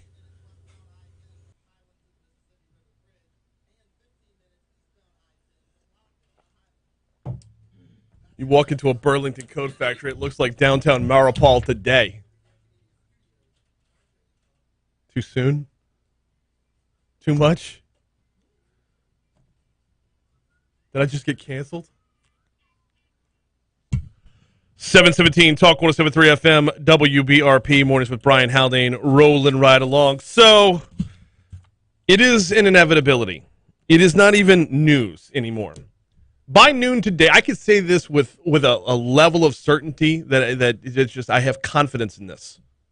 By noon today, I-10 eastbound coming into Baton Rouge is going to be at a standstill.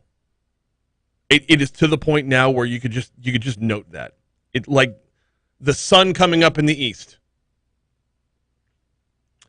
How do you solve that? Well, a new Mississippi River Bridge would go a long way, a really long way to solving that. How do you pick a spot for a new Mississippi River Bridge, and how do you make sure everybody statewide understands the importance? Joining us now is Dr. Shawn Wilson. He heads up the Department of Transportation for Louisiana. Dr. Wilson, good morning. Welcome aboard. Good morning. Thanks for having me. Glad to have you on this morning. Glad to be talking about this. Am I out of bounds by predicting that it's going to be gridlock by noon on 10 East? I think you are well within your bounds, but you may be a little early. You think? I would say probably about 2 o'clock. Okay. Today is Friday. Okay. Shawn Wilson sets the over under at 2. I will look out at noon and tweet you if it is at logjam by noon. Fair enough. Fair enough. I got the over under at noon. You got it at 2. Download your DraftKings app and get in on the action. Let's talk a little bit about what can help ease that traffic, and that would be a new Mississippi River Bridge. It's not just as simple as picking a spot, although you'll hear, people say, just pick a dang spot and run with it. Why is it not that simple? Well, it's not that simple because this is going to be a $2 billion project. Mm-hmm. It's not that simple because we're going to need federal support as well as approvals throughout the process. And it's not that simple because if it was, it would have been done already. And so the reality is prior to 2017, 2018, we really didn't have the resources to do it. But we advanced the environmental process, and we have to play by these rules. If we don't play by these rules and we resort to what we think is a good idea or common sense, we end up with a bridge that you spend about $500 million for, and you have about 2,000 cars a day, and that's called the Audubon Bridge. Beautiful bridge. It serves a purpose for that community, but it does not serve the larger regional transportation needs. And that was arbitrarily selected by the legislature. And so we know best how to make these decisions, and to make an arbitrary decision is too expensive to make another mistake or not capitalize on the best location possible, given cost, given environment, given traffic demands, given potential for additional development. And so that's why we go through this process. It's not that we want to delay this. We want to get it right. If you're going to spend $2 billion, by God, get it right the first time so you don't have to do it again. You beat me to the punch. Audubon Bridge was literally where I was going next, because we all wanted a bridge, we all needed a bridge, and the legislature can walk away saying, hey, you got a bridge, but nobody uses it. So that's correct. Who gets to pick it instead of the legislature? Who handles this? So we have the National Environmental Policy Act allows us to go through a process to not just look at the physical environment, but the social environment. We also make extensive engineering decisions in this process that will lead us to the best possible solution. And folks will they'll go straight, oh, you've done 30 studies. Well, you've done studies related to an entire loop. If you don't have an entire loop, the traffic will be different. The traffic will not be the same, and neither will the potential for revenue. So you can't just adopt a previous study and say, hey, I want to build that particular bridge based on that study, because then again, it's not a scientifically determined location. And so we're going to go through this process. We're going to work with the public. We're going to do public outreach. We've narrowed it down to 10 locations. There are a couple that are in East and West Baton Rouge. There are a couple that are in Iberville to Ascension. And we're going to make the right decision so that we can provide the kind of relief that citizens have been talking about for years. Okay, so you have environmental factors, physical environmental factors. You said social environmental factors as well. What are social environmental factors? So social environmental environmental factors mean, are we going to put this bridge somewhere where it's actually going to pull traffic off of I-10? So that's a traffic issue in terms of where we're going to put this, but you're going to put it in a community. For example, Baton Rouge has been very vocal that they don't want to dump this traffic on Seagan or Bluebonnet. That is a huge social impact in terms of the volume of people that travel that footprint today. We also know that they're making sure we address issues of equity when it comes to the price of this bridge and how we pay for it, to not leave people out, to say, if you can't afford to pay the toll, you just stay on the other route. That's not where we want to be. And then you also have to think about things like evacuation. You think about the environmental implications of the industrial corridor and what it's going to mean in terms of the time savings that we'll be able to give people back in their lives as a result of this bridge. If it's too far south, it may not work. If it's too far north, it may not work. We need to run the numbers to understand what's going to happen with traffic, not just on this bridge, but all around this area. So you think about LA1. No one wants to take all the traffic off of I-10 and dump it to LA1. So we have to think about, where will this bridge connect to I-10 somewhere else other than LA1? We have to think about what's going to happen on LA30. And if I have to do 12 miles of widening of LA30 to 10, or do I have to do 6 miles of LA30 widening down to 10? All of those are the social dynamics of what happens here. Do we disturb neighborhoods? Do we disturb businesses? Do we create opportunity for more businesses? Those are things that are the social dynamics of what goes into some of these decisions in the periphery. So I won't tell you that that's going to be the driving force, but those are things we have to consider. Okay, so much to unpack just from that. Let's start with the number of people that are going to use it. Is there a magic number of cars you have to divert from I-10 over to a new bridge in order to ease up flow on I-10? Can they put a number on that? I don't know that we can put a number on that. What I can tell you is that the vast majority of people that are going to be going on the existing Horace Wilkerson Bridge are probably going to continue to go to I-12. And so the folks that we're looking to pull off of I-10 are going to be folks that live in Ascension, that may be south of Iberville, that may be going to the city of New Orleans. What I don't think will happen is an 18-wheeler driving across this state. I don't see him going across this new bridge to come back up I-10 to get to I-12. And so the numbers that we look at, it's very dynamic. And I say it's dynamic because, you can save 15, 20%. You can save 40% of what you want to divert. But remember, we're adding additional capacity on I-10 as well. And so that's going to change in the reality because that project is already under construction and under contract. So it's a very dynamic number. We want to make sure that we provide meaningful access to point A to point B for citizens. That means the path of least resistance that's most efficient and most affordable given all of the factors that citizens face when they make decisions. So the trucker making his way statewide, probably not going to be diverted, although you can't start selling too soon the idea of if you take 10 to 55, you can get back to 12. If your delay in Baton Rouge is more than an hour, it might still be worth it. Yeah, absolutely, it might still be worth it. But the reality is drivers have a certain number of hours that they can drive in commercial environments. And so you've got to think about how much more time am I adding to go down to 55 to come back to 12 versus the additional capacity and the throughput that will be available on 10-12. And so those are all factors that we're looking at. And it may prove that it might happen that you save traffic going in the opposite direction. We often talk about folks going east. Remember, these trucks that go east must go west. And if they're coming out of the Port of New Orleans, they don't have to necessarily get into Baton Rouge if they can take this bridge a lot more efficiently than they do the Sunshine Bridge to come back up to get to 10 to go back to Long Beach, California. You just landed the revelation in my mind that I've only been thinking about west to east traffic this entire time. Well, but look, and we can show you the traffic models of how the congestion, that is a primary corridor because of time. Yeah. If you look at the times that you're seeing in the distance from where these trucks have to go deliver their loads or people coming into Baton Rouge and living in Livingston or East Ascension, that speaks to why you get that rush hour when you see the rush hour. Yeah. You get it the opposite direction, probably a lot less so because of how goods move across this country and how people move.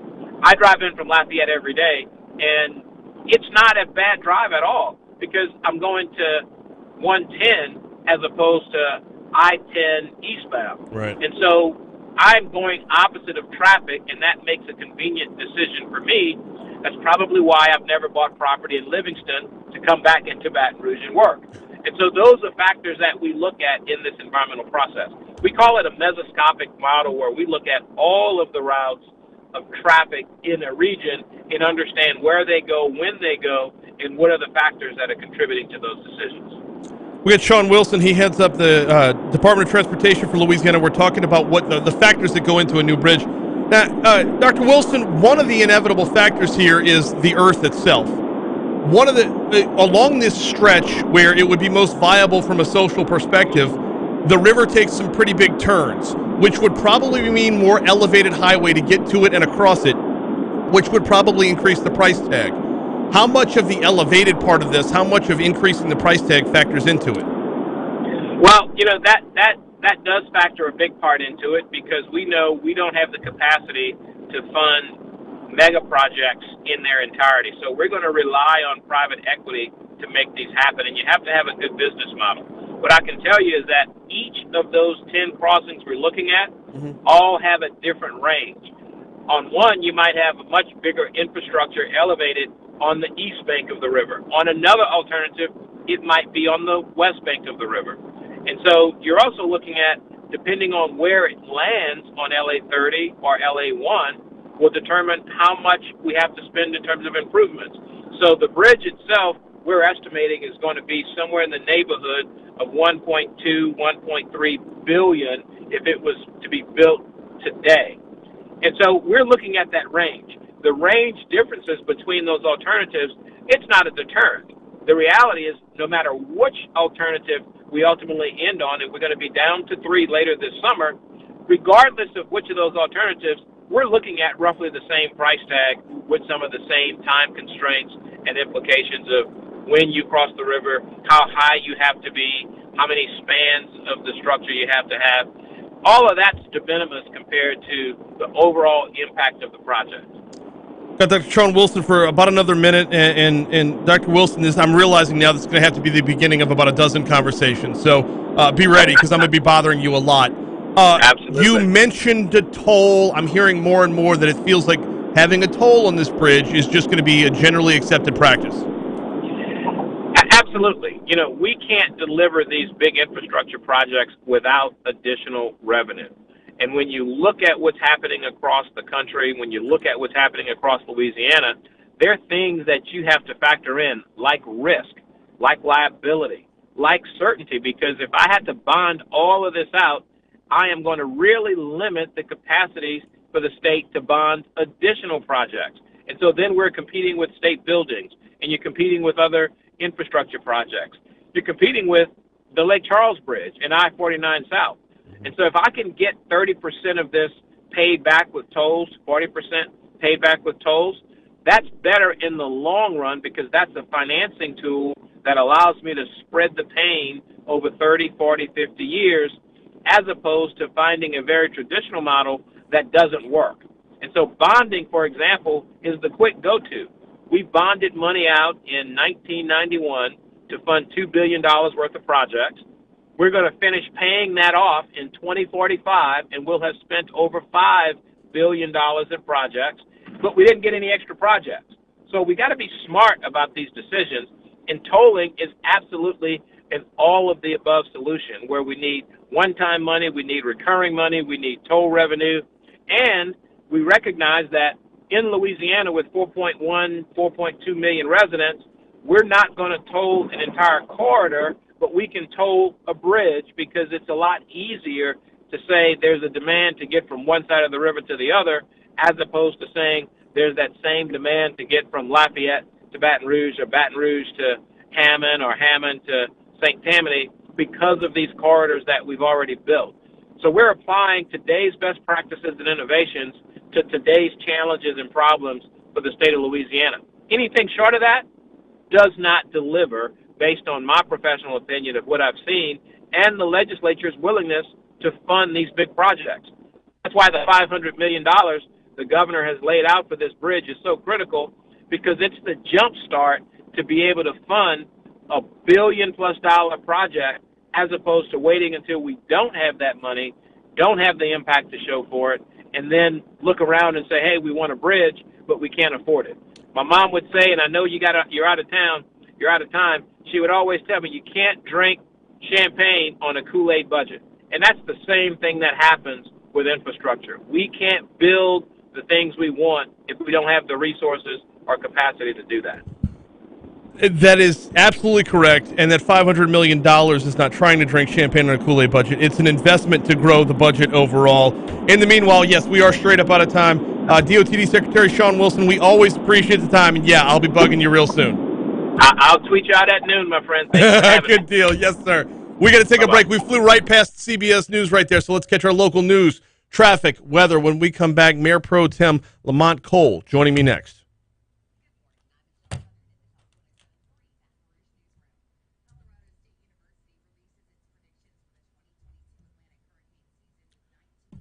I'm a little better at this gig when I study, and I've been studying the shit out of this bridge.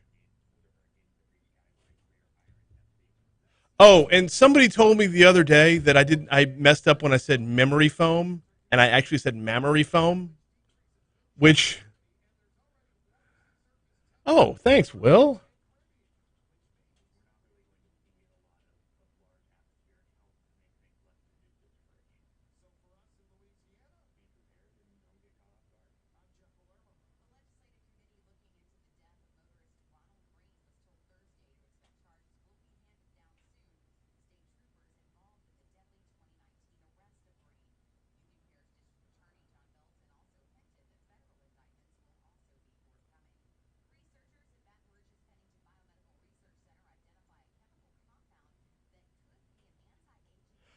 So yeah, okay. Byron says having people pay the toll on a toll bridge is not where we want to be. Question mark.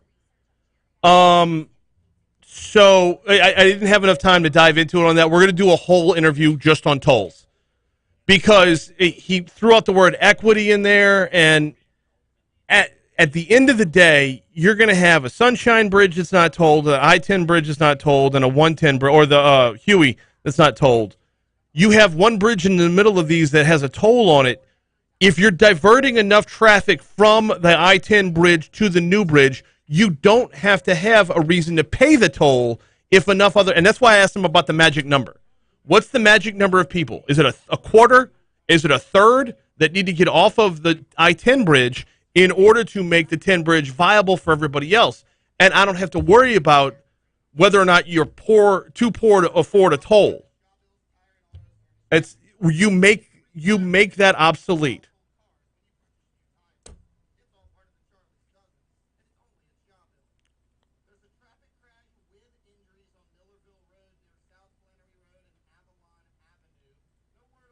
Byron says I use Stitch Fix for most casual clothes.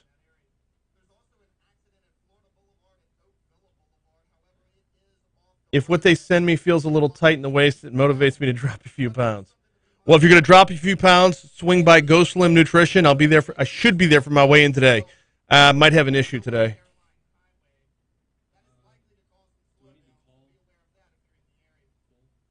No, he's on his way.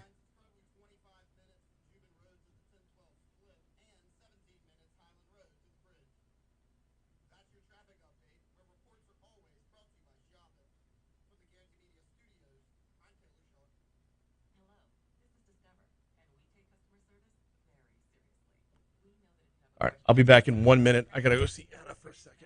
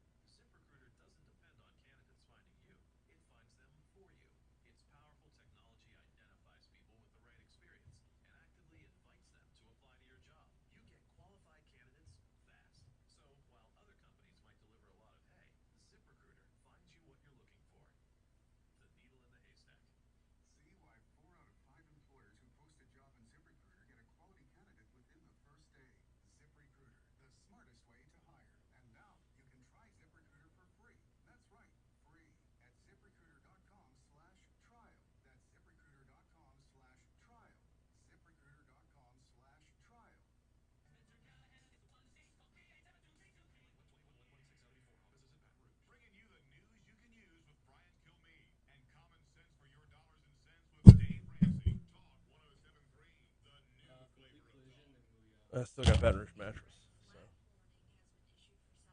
So. All right.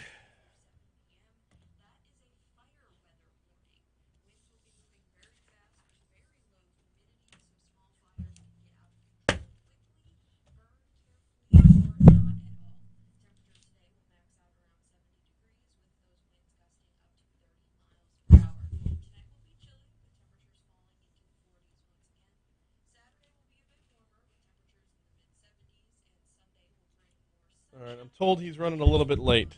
Lamont Cole's running late, dropping his daughter off at school. So we just will proceed.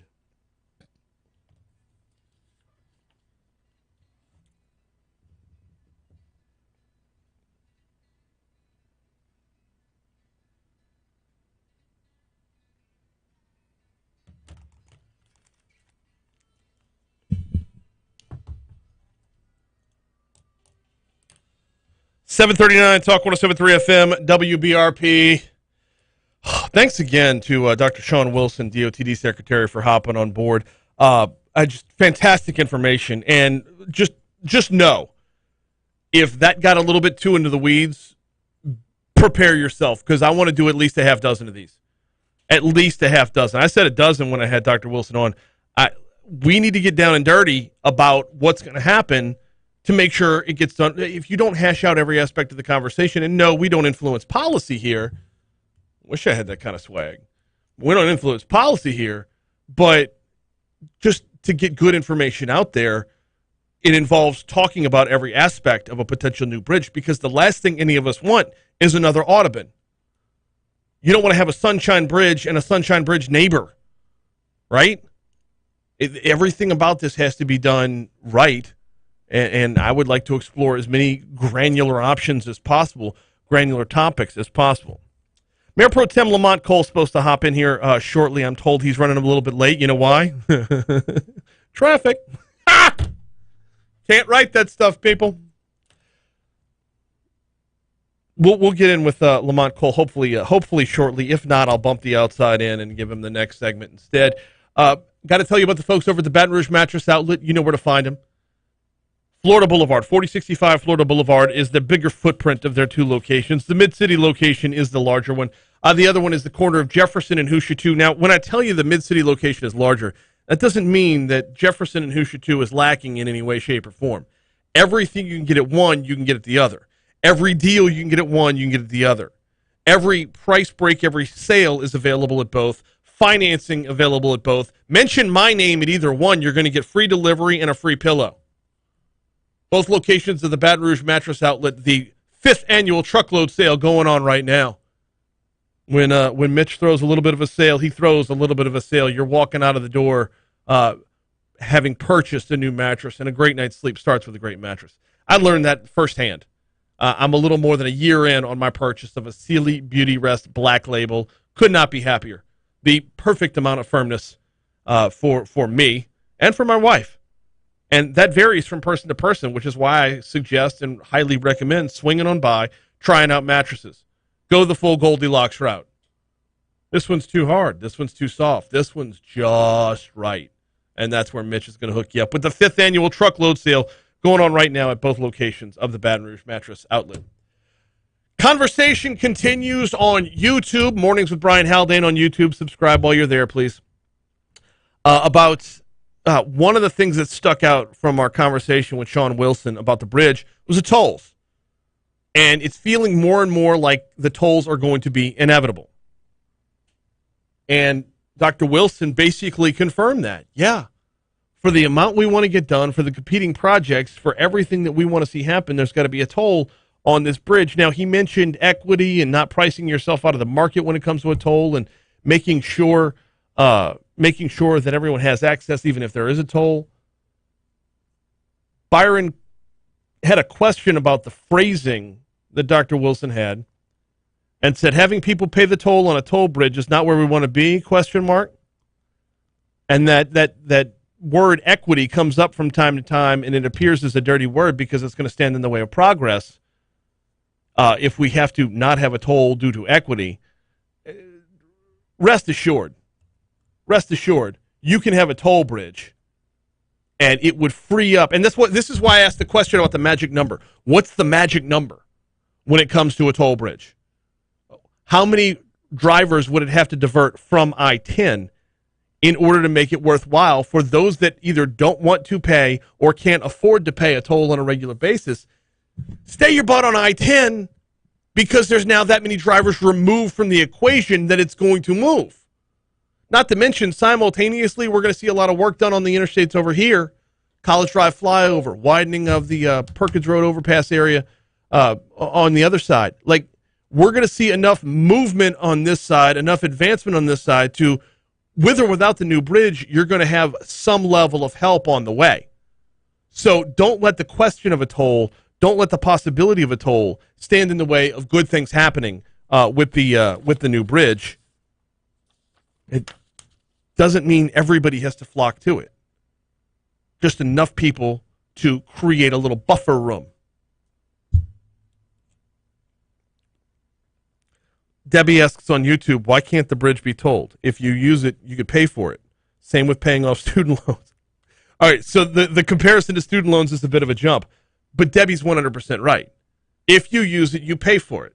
This isn't something regressive like a tax on everybody who's driving. This is something that is voluntary. You don't have to use that road. You can opt for other roads. Nailed it. Tell you what, let's do. Hey, Jake, let's go ahead and kind of shift on the fly here. We do this with live radio sometimes. Mayor Pro Tem Lamont Cole is set to join us. Yes. Stuck in traffic. He's en route, I'm told. It's like that. I know. Well, I want to give him enough room to run, or bike, as the case may be. So why don't we do the outside in right now? Really? And then when we break, we come back, and we'll have Lamont Cole. Does that sound like a plan? Outside in now? Outside in now.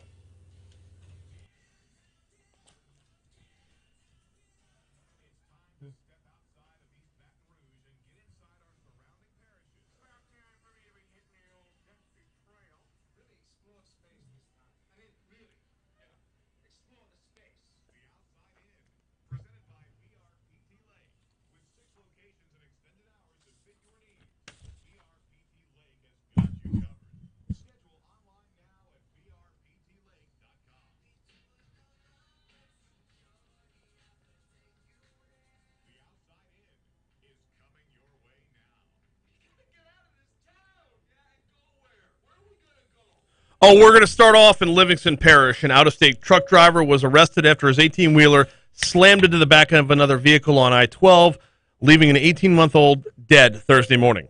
Crash happened around 8 a.m. near the Livingston-Tangipahoa Parish line. State police said the trucker, 60-year-old Predrick Bisovac of Lisle, Illinois, or Lisley, Illinois, I don't know, L-I-S-L-E. He failed to stop as he approached standstill traffic on the eastbound side of the interstate. Two other victims, both in the same vehicle as the toddler, were airlifted from the scene, taken to Baton Rouge hospitals with moderate injuries. Bisovac was booked on charges of negligent homicide and reckless operation. Police do not suspect he was impaired at the time of the crash. Yesterday, Ascension Parish officials voted to extend a measure banning new developments in the parish as they mull long-term changes to local ordinances. Long and the short of it is, they extended the moratorium. Parish Council voted unanimously to extend that moratorium, originally planned to only last 9 months, halting all business and residential developments until May 31st. The order was first introduced last year so local leaders could come up with permanent changes that would mitigate Ascension's flood problems, which had been exacerbated by the parish's fast-growing residential areas. So much to unpack on that. If I was a potential business owner looking to invest, can you buy me out? Can you buy me out like the Corleones to Mo Green, except with a better result? In Assumption Parish, a 17-year-old was arrested this week for allegedly raping a child no more than 11 years old sometime last summer. Sorry, no more than 11 years old was the child. The Assumption Parish Sheriff's Office told our news partners at WBRZ the investigation into the incident started in February. It revealed the victim was a girl under the age of 12. The teen was arrested Tuesday, faces charges of first-degree rape. The suspect, whose name was not released due to his age, is being held in custody pending the outcome of a hearing. Closing out in New Orleans, we've got funeral arrangements for famed Bourbon Street performer Chris Owens. The funeral arrangements have been finalized. The Queen of Bourbon Street passed away at her home on Tuesday at the age of 89 years old. A public visitation will be held at the Garden of Memories Funeral Home and Cemetery in Metairie on April 10th at 9 a.m., followed by a private service and burial that will be invite only. Family said flowers are appreciated, but donations can also be made to the New Orleans Musical Legends Park on Bourbon Street. Do so in Chris's name. That would be greatly appreciated. That is the Outside In. We are going to get you to your money now in 1 minute. Enough time for me to remind you about the folks over at Complete Collision Center. Nobody wants to get into an accident. Nobody wants to have to deal with repairs after an accident. Nobody wants to have to deal with their insurance company, for sure. The team over at Complete Collision Center is here to help. They've got 2 locations, Plank Road and Zachary, Perkins just east of Bluebonnet and Baton Rouge. Same great service, same great knowledge, same great continuing certifications at both locations. The team at Complete Collision Center knows how to do it right. Does that need to be replaced or can it be repaired? They know.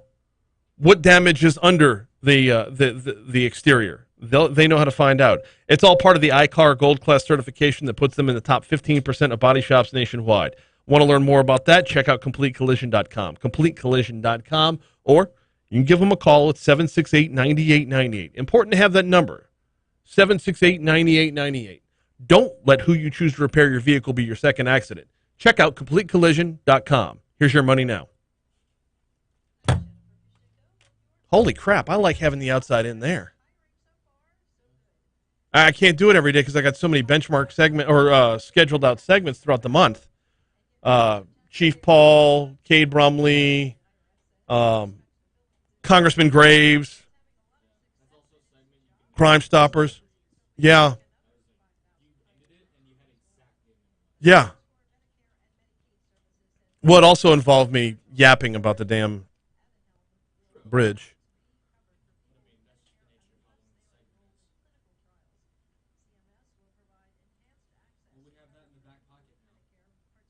Yeah, so what the hell do I do in this segment if he doesn't show up?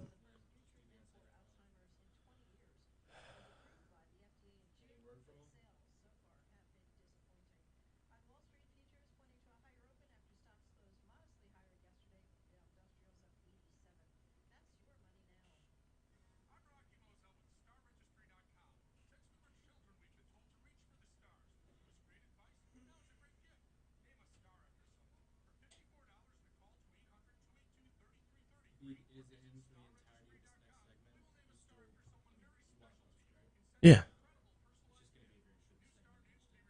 Yep.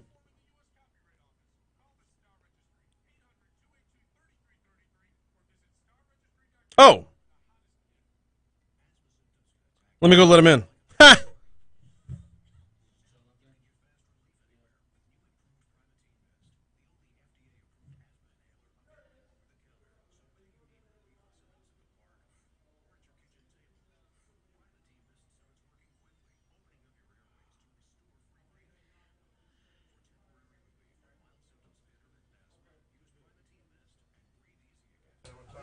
Yes, you do. You lost some weight, man. Yes, sir. About 60 pounds total. Since when? Over the course of last year. Okay. Yeah, throughout 2021. It shows up. You lose weight, but you don't show it, then you show it, but you had lost more. Right. Yeah, I've finally caught up to where. Are you where you want to be? I am 8 pounds away from where I want to be. Hey, that's pretty good. 8 pounds away from the weight I graduated high school. Oh, that's where you trying to be. I'll never see that weight. How you doing, Chief? I'll never see that weight. Unless I get sick, so I don't want to see that weight. Well, I was 175 pounds on the river of Mines. I think I weighed 290 now, so I'm trying to lose some weight myself. So what'd you do? Diet? it's called Go Slim. Okay. It's a lot like Ideal Protein, but with local coaching.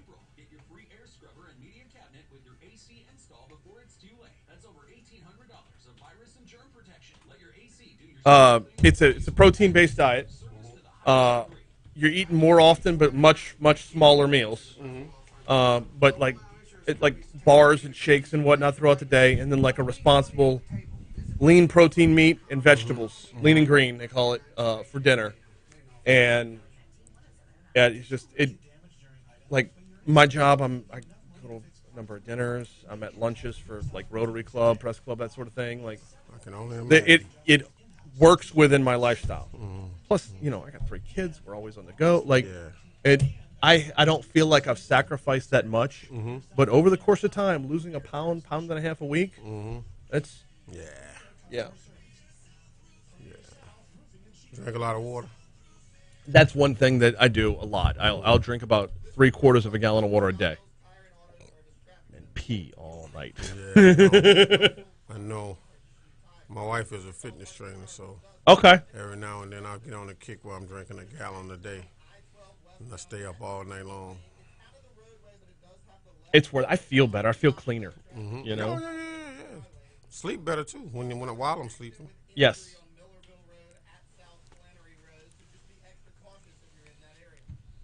Sleep better while I'm sleeping.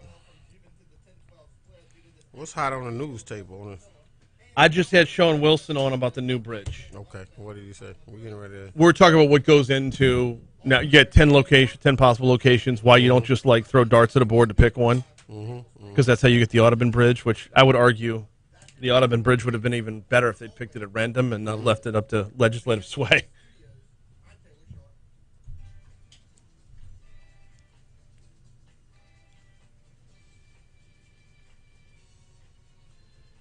.754 Talk 107.3 FM WBRP. Joined now in the studio by Mayor Pro Tem Lamont Cole. What's happening, sir? How are you? Hey, good morning. Good morning. Thanks for having me. No, glad to have you on. I appreciate the hustle. I mean, traffic is traffic, life is life, and it always gets in the way. But thanks for getting down here. I appreciate it. No problem. Thanks for having me. I appreciate always coming to speak with you and the listening audience. District 7 Spring Fling coming up tomorrow. What all is involved in that? Oh, man, a little bit of everything is involved. We got music, we got food, we got entertainers, we have community vendors who are going to be there to provide information to families about what's going on this summer. We have the East BBR school system is going to be there to talk about their summer programs for children. BREC is going to be there to talk about their summer programs for children. We're going to have an Easter egg hunt for the young kids. We're going to have Easter baskets we're going to give away to every child who shows up. We have 500 Easter baskets for 500 children who show up. And so we have a couple of different performers, dance teams, local bands who are going to be there to participate. And we're talking about children's bands and children's performers because we recognize that when young children are performing, they bring out their parents and their family and their friends to see. So the effort is to try and get as many members of the community of District 7 as well as the Baton Rouge surrounding areas to come out, fellowship, have a good time, and it's just enjoy this beautiful weather. It is going to be made-to-order weather, Chamber of Commerce weather, they call it. 4,000 Gus Young Avenue. Where is 4,000 Gus Young Avenue? 4,000 Gus Young Avenue is located in the heart of the Eden Park community between Foster and Acadian on the north side of Florida Boulevard. So that is Star Hill Baptist Church, Capitol Elementary, Capitol Middle, that whole corridor, but it sits right in the middle of Gus Young Avenue. Yes, sir. So 10 a.m. to noon, first come, first serve on the 500 Easter baskets, That's obviously. Right. You're promoting District 7 here, but nobody's going to be checking IDs to make sure addresses. No. Listen, I would love if families from all over East Baton Rouge Parish, Central, Baker, Zachary, wherever, if you're in the area doing 10 to 12 on tomorrow, come by and just hang out with us.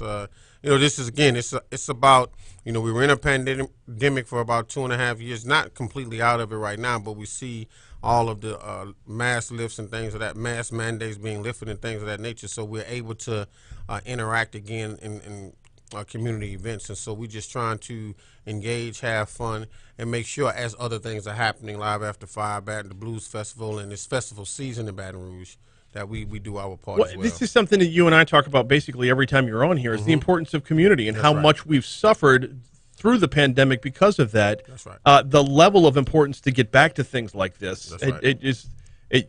You seem to prioritize it. I do, for this reason. I think there are so many people who are suffering from PTSD as a result of the pandemic. And so when we think about people's mental stability and their mental health, one of the things that provides therapy is the opportunity and ability to engage with other people that you normally would have been doing during the 2-year hiatus of the pandemic, but you didn't get an opportunity to do.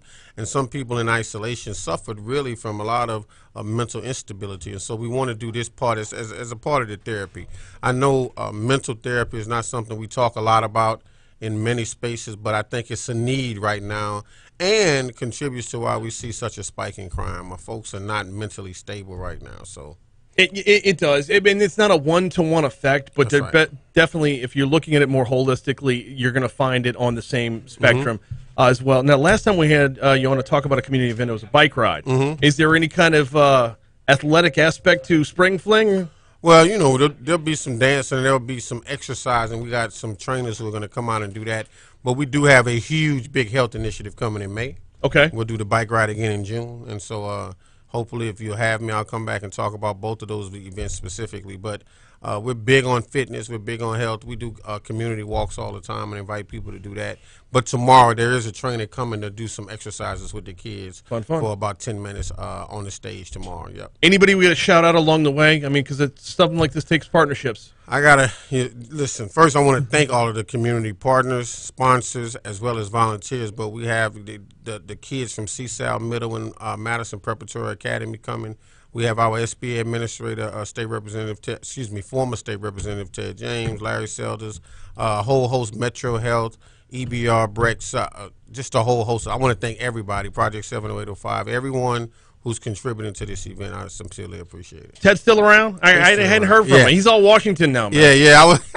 I was with him last night. You know, they're doing the Southern University Law School Roundup, so there are a bunch of events around the law school. So I was with him last night. We talked a long time about the SBA and opportunities here in the city of Baton Rouge, as well as the state and the region. So he's going to do a fantastic job. We need to make it a point to continue that discussion. We're Yes, straight sir. up out of time right now. Anytime. News. Always. Tomorrow, made-to-order weather, 4000 Gus Young Avenue, the District 7 Spring Fling, Mayor Pro Tem Lamont Cole. Appreciate a couple minutes. Thank you, sir. Thank you. Hey, let's get you to CBS News. Yeah, I know that was a little bit tight, the back end segment. I think we covered it. I mean, yeah, we got it in there. Thank you. No. Yeah, anytime you need me, man. No, always. Even if I'll it's hit you up. something extremely controversial. I need to get you in on controversial stuff. I may not give you the answer you want, but I'll give you an answer. Well, yeah, I don't that's, mind. I mean, we'll jump right in. This council has been good. Yes. Yeah, I got connected with Daryl last week. I'm gonna have him on next week. Just kind of an intro to how you do, like, who are you? Right. Introduce yourself to Baton Rouge type of thing. But yeah, I don't think I've talked to a council person that really feels like they're out of step. Yeah. It's a lot less contentious than it used to be. Very much so. The good old days when, Joe Greco was trying to keep people from fighting. Yeah. We're more collaborative and we talk a lot. Yeah. And I email council members a lot of, hey, be mindful, be a leader. People are watching. Yeah. If we need to have arguments, let's have them behind closed doors. Well, and there's one or two that don't return my calls, but You let me know. We'll put the pressure on them. It's all good. It's all good. Thanks, Lamont. Appreciate you, man. What was the call? Someone had a question for him, but we only had like a couple of seconds. Do you know what the question was? No. We could have done it on YouTube. Yeah. All good. All good. Also, I heard the voice and I immediately thought it was that guy, but it wasn't. Fast talker or the crotchety? Okay. I thought it was him, but it wasn't. So, yeah, that's my mistake.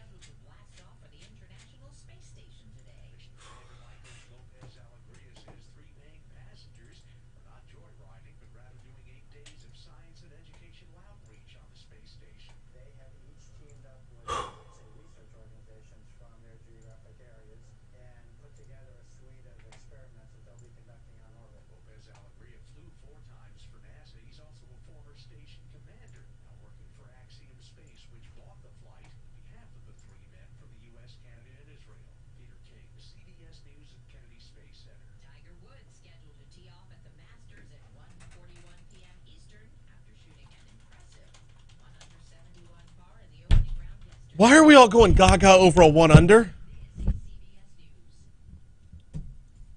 So if his age is going to take a toll, he's not going to shoot one under today. He will likely shoot one over.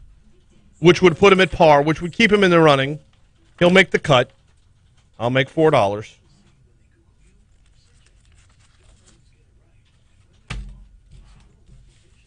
I made a $1 bet that he wins the whole thing, by the way. We'll pay $41. I put my real money on Dustin Johnson.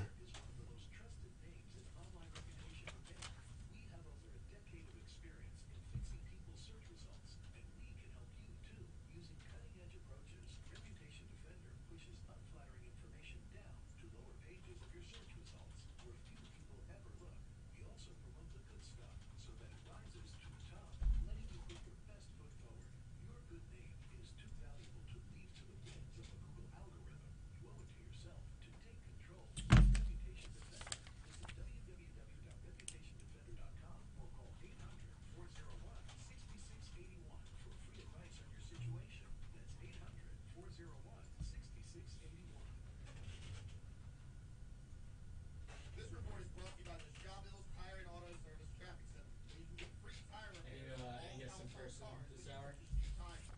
It's all part I don't think so. I think they're both hotline. only at Shawville.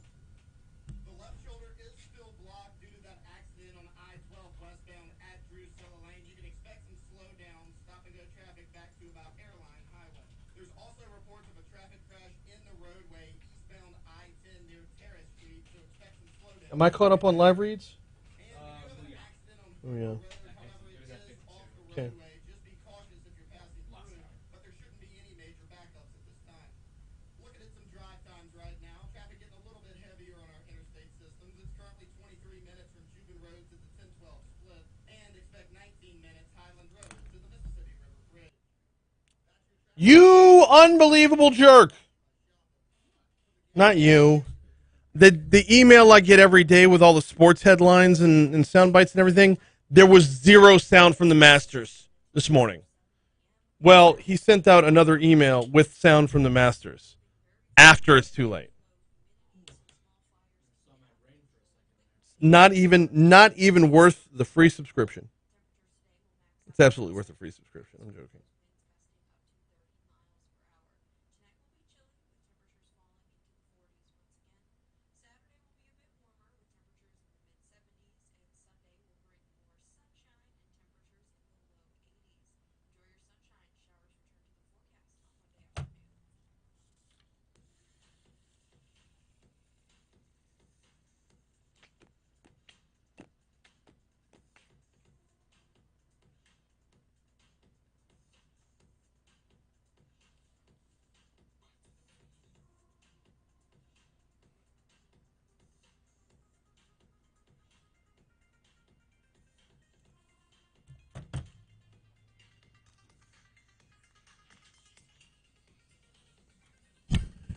.806 Talk 107.3 FM WBRP Mornings with Brian Haldane, rolling right along.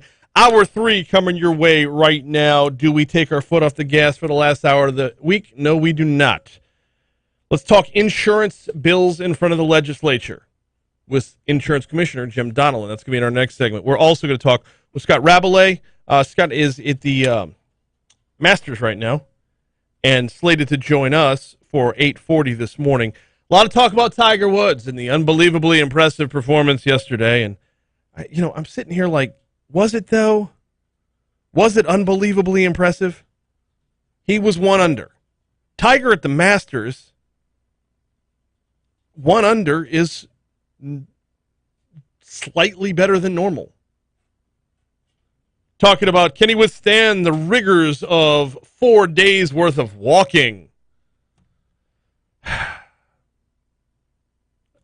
I mean, it's walking and swinging a club.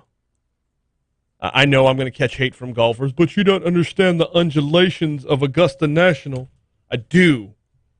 It's walking sometimes uphill, sometimes downhill, which oddly enough is harder on the knees. But he's Tiger Woods, man. Come on. If anybody can do this, it's him. I don't know. We'll talk with Rabalais about that at 8:40 this morning. Going to get you to this day in history momentarily. First, got to ask you if you got your lunch plans yet. You know where I'm sending you every single day. Although it is a Friday in Lent, I might be telling you about your lunch plans for tomorrow, and that would be Mooyah Burgers, Fries, and Shakes. 2 locations, Bluebonnet at Highland, Seagan just north of Industrialplex. Mooyah Burgers, Fries, and Shakes, they have the freshly cut ingredients, the fresh vegetables, the tomato, the lettuce, the onion, all that good stuff. Fresh cut daily. Potato buns, baked fresh daily. Certified Angus beef. And oh, by the way, best service you're going to find around. Best service you're going to find around with the ingredients. Make for the best burgers in Baton Rouge, no matter what your particular flavor is. I like it spicy. I like a double Diablo. What's on that? Pepper jack cheese, jalapeno peppers, Cholula sauce. And then I pair it with sweet potato fries that I dip in honey. It's this unbelievably great combo of spicy and sweet together. And we're heading to the weekend. Why not indulge? Get yourself a milkshake on the way out the door. Mooyah Burgers, Fries, and Shakes. Bluebonnet on Highland, Seagan just north of Industrialplex. Download the app. Start earning more rewards today at Mooyah. Time for This Day in History. Let's get it.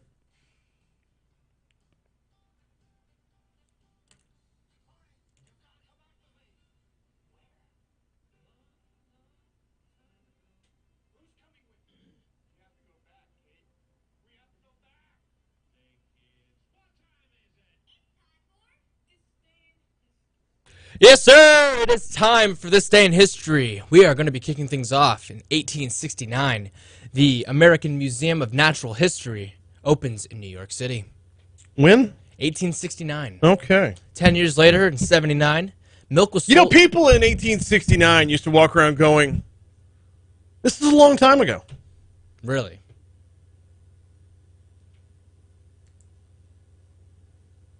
Anything else? No. Okay. No. Well, 1879, milk was sold in glass bottles for the first time. To celebrate the 10-year anniversary of the Museum of Natural History. Mm-hmm. It happens. Back then, just straight from the udder. Yeah. 1893, the critic reports that ice cream soda is America's national drink. It should still be. Really? I love an ice cream soda. Well, like a root beer float? Or Coke float, or just the traditional ice cream soda. It's all good.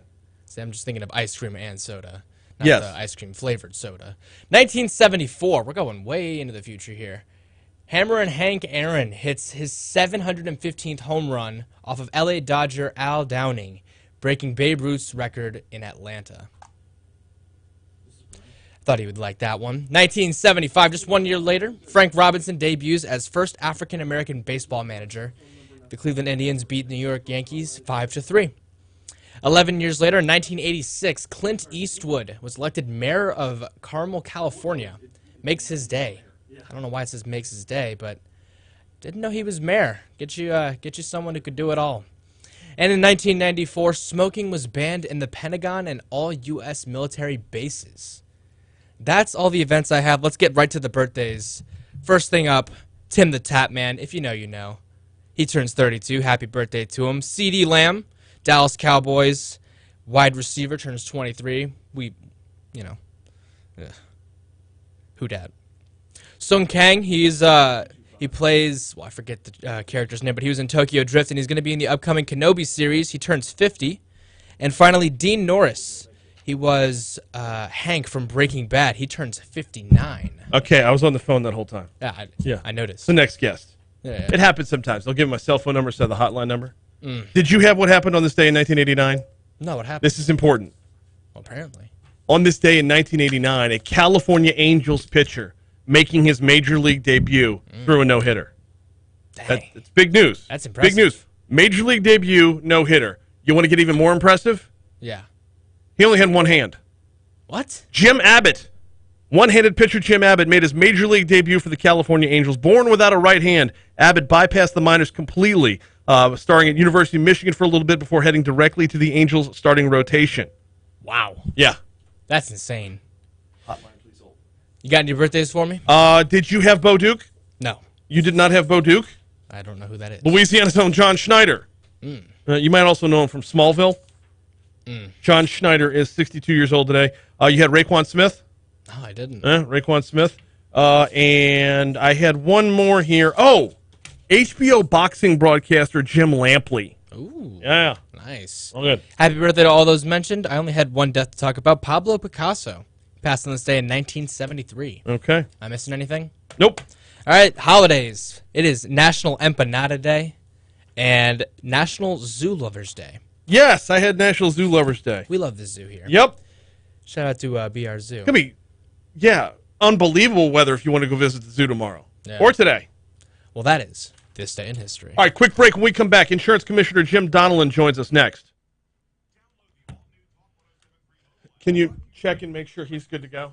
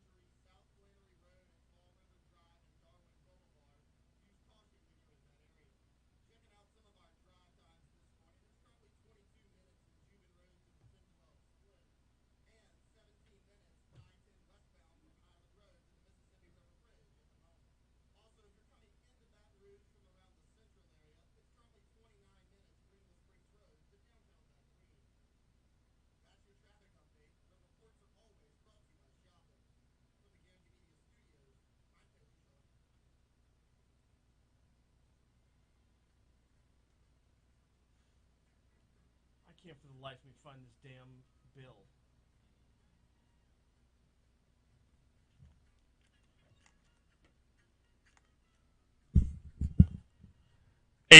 Talk 107.3 FM WBRP. Hour 3 of Mornings with Brian Haldane continues now.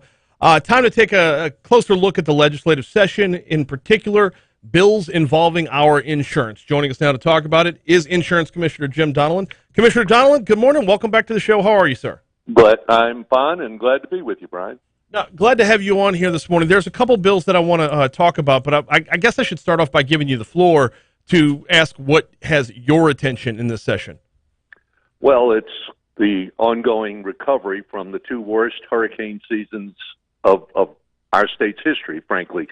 2020 not only saw three named storm hurricanes, Laura, Delta, Zeta, back-to-back, but also had two other named storms, I think making it the first state ever to experience 5 named storms in one hurricane season. It was certainly our first time. And then that was followed by what was even worse from an insured loss point of view, Hurricane Ida last year, which is projected to end up costing insurers doing business in our state, paying to their policyholders, $12.5 billion. As of the end of the year, they had paid or reserved to pay some $9.6 billion, but projected to go an additional $3 billion by the end of the year anniversary of that storm making landfall. Is there anything in the session that can help with this? Oh, plenty.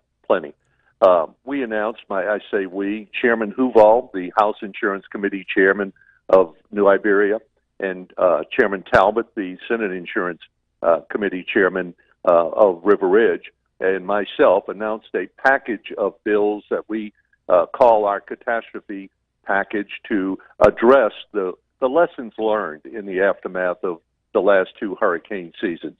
That played out, frankly, not only in the surge that comes with a major catastrophe, like the wildfires in California, like Katrina and Rita back in 2005, and now Laura, and this past year Ida. When those numbers of claims are filed at one time, the nationwide industry, for that matter, does not have the resources on hand in-house to accommodate and to respond to the need that their policyholders have. So they have contracts on the shelf with companies that provide temporary services, if you will, in the area of adjusting resources. And those were utilized, but as with everything else during the pandemic, they were also struggling to get manpower to come to work during the ongoing pandemic and the politics surrounding it, et cetera, so that it really compounded the problem from an adjuster point of view. But in my package of legislation, included a bill that, frankly, I copied from, of all places, California, that recently experienced similar shortages of adjusters and passed I call it a 3-adjuster rule, which says when you are assigned a third adjuster for your claim, the company has to send in writing to you or electronically a report on the status of your claim, who your new adjuster is, with 2 contact numbers, one by phone, one by email, and a report itemizing everything that has taken place during the adjusting of your claim up until the new adjuster, that third adjuster, was assigned to your claim. I think that will help a lot.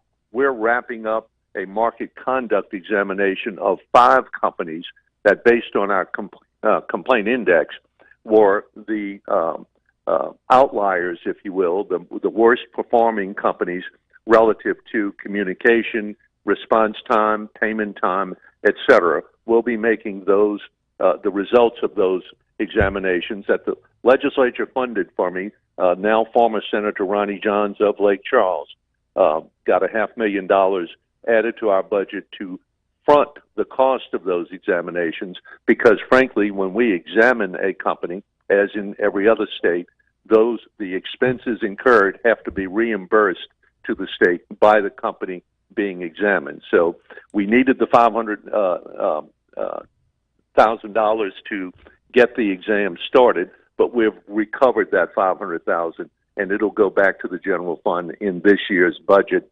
to make the expense to the taxpayers zero. But we'll be reporting the results of that. In addition to that, we are also copying what Florida did here 3 or 4 years ago in increasing the capital required to get a license or to keep a license to insure homes, property insurance in Louisiana, from $3 million to $10 million. And we're phasing that in as Florida did when they went from $3 million to $15 million over a 10-year period of time, giving the existing insurers 5 years to get to the $5 million point. They all are at that are writing homeowners insurance in our state. They're already at that level. They'll have an additional 5 years to get up to the $10 million point. But we amended the bill in committee to make it effective January 1 of 2023 for any new companies coming to write homeowners insurance in our state. I'm about to announce the 4th company that has failed as a result of their Laura, Delta, Zeta, and then the killer, Ida, last year, that they could not accommodate, they couldn't pay for. And so by having this $10 million requirement on companies, I hope to have them have more, quote, skin in the game, close quote, so that when they go to the reinsurance market every year, as all property insurers do, and get coverage from the international reinsurance market, they'll be more conservative in their buy and buy more coverage because they have that $10 million of their money sitting on the table if they come up short and their company fails. Insurance Commissioner Jim Donelon is our guest. We've had a few fail, but the overwhelming majority are going to be able to meet this standard, correct? This is not going to result in us losing the possibility of insurers because we all want increased competition. Absolutely. Okay. No, everybody, as I mentioned, everybody doing business in the state today will be able to meet the 5-year goal or requirement of $5 million by $5 million cash reserves on capital and reserves on hand. That's not going to kick in for existing insurers until 5 years from now. But the $10 million will go into effect September 1 for any new companies wanting to get licensed in our state. And frankly, I don't have a hesitancy about in particular. And I've thought about this since Florida did it 2-3 years ago. Actually, more like 3 or 4 years ago, I do believe. But was mindful of what you just said, of not rocking the boat when we had major national carriers not only exiting our state market of coastal exposure, but all the Atlantic and Gulf Coast states as well. And we had, better than any other state, had attracted small regional companies, reinsured up to their chin, they thought, and with 4 exceptions, they were right. We attracted dozens of companies to more than replace the exiting major carriers. For example, State Farm and Allstate. When Katrina hit 15 years ago, had 52% of our homeowners market on their books. Highest percentage of market share of any of the 50 states. I won't waste your time with how that happened, but it was a misguided requirement we put on the books here in the state. Today, they're down from 52% to 36%. And other major carriers had a similar loss of appetite for not just our coastal exposure, but all coastal states on the Atlantic and the Gulf. And we were able to replace them, as I said, reinsured up to their chins with small regional carriers, frankly, most of them abandoning the dysfunctional Florida market and looking for another place to go do what they had been doing in Florida, and started with Louisiana. Went to Texas, went to South Carolina, and a couple of those have failed. A couple of those have withdrawn from our market.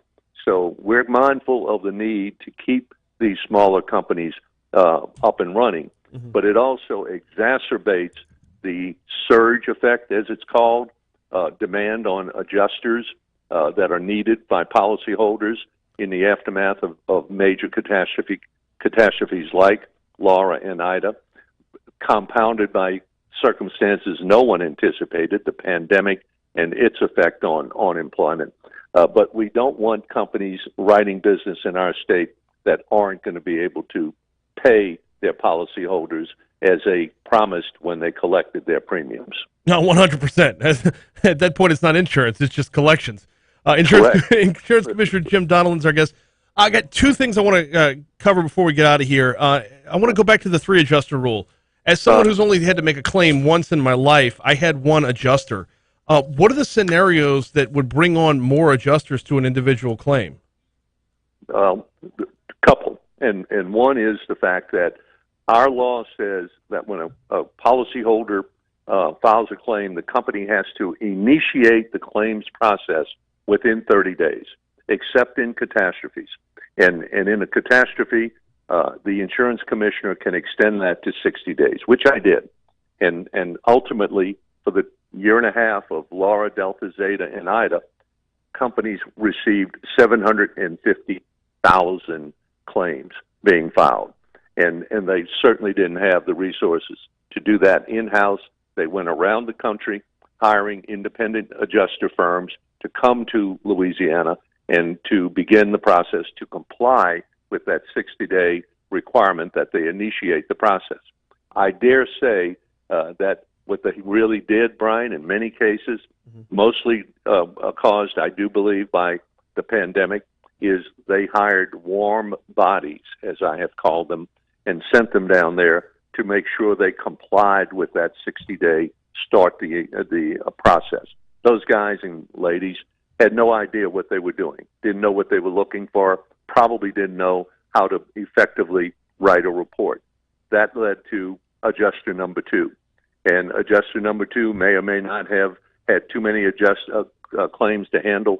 Whatever the scenario played out, the pandemic made housing even a challenge and made interacting with policyholders because of the concern about safety an additional problem.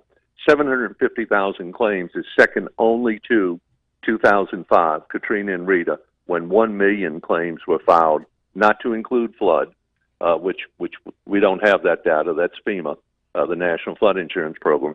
But private insurers had 1 million claims filed, resulting in $26 billion being paid to policyholders because of Katrina and Rita. This is 750,000 and will result in $22 billion.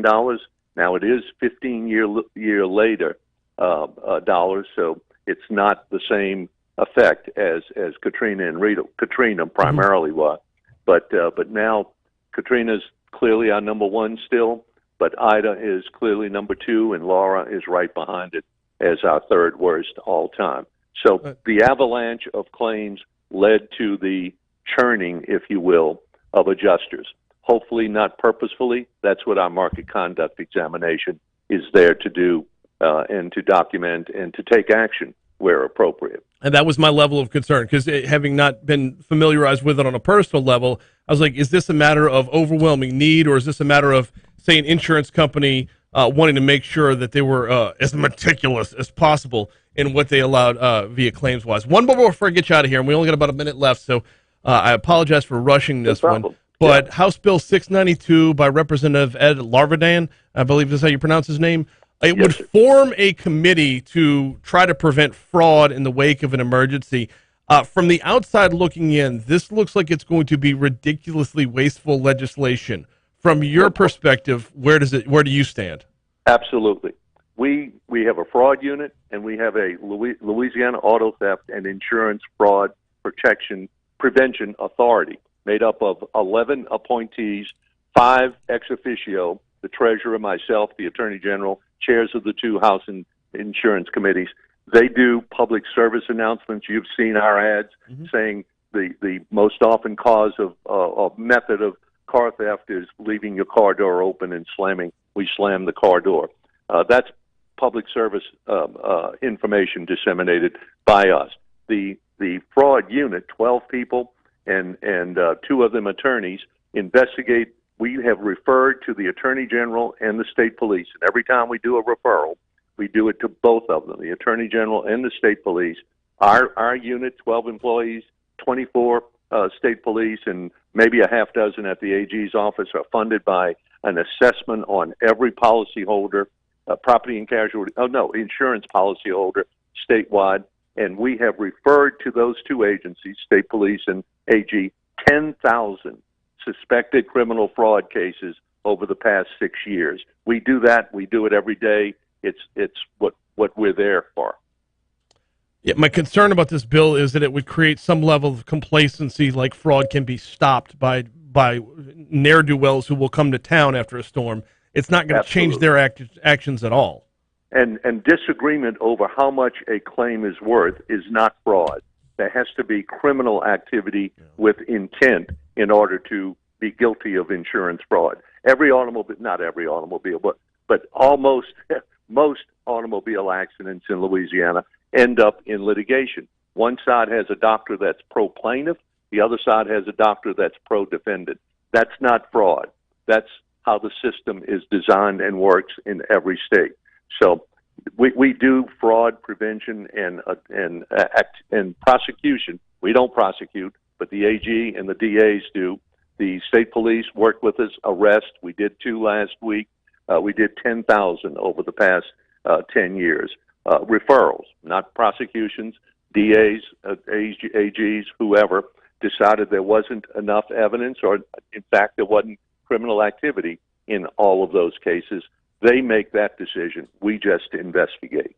He is Insurance Commissioner Jim Donelon. We're about a month and a half out from getting you back on for the Hurricane Prep interview that we round up annually. Commissioner Donelon, Yep. I appreciate the time. Thank you, sir. Have a good day. You do the same. We did it again, blew right past CBS News. I don't even care. That was a lot of really good information from the Insurance Commissioner. Quick break. When we come back, let's talk Masters with Scott Rabalais next. Bro, there was no... I had like 3 more bills on my list. That guy's a walking filibuster.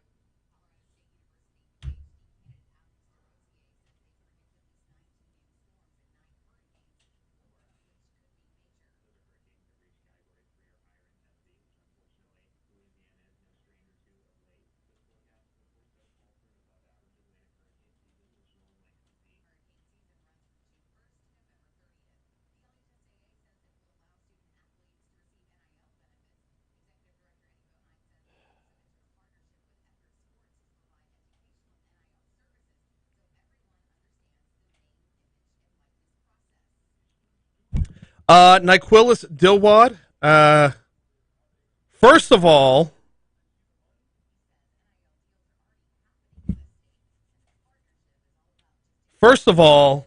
those trophies right there are not Mosconas. No, sir. No, sir. We have more winners in the house than just Matt. 3 of those belong to me. One of them was... What's the 4th one? Well, not mine. I think it's Clarence.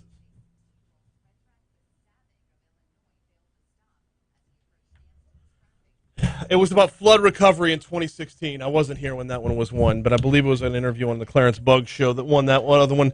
The other 3 are all election coverage. God, I hate doing election coverage, and yet this is what I win. 2 likes. Come on, you're in here. X out and hit the like.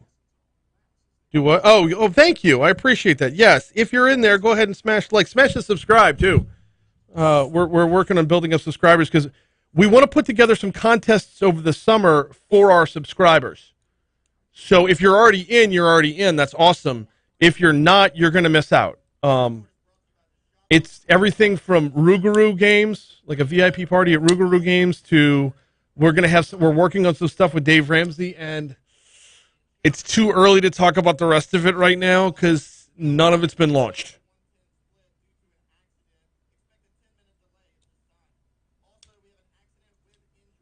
Tiger's 1 under is impressive, being only 14 months removed from his auto accident and extensive leg injuries.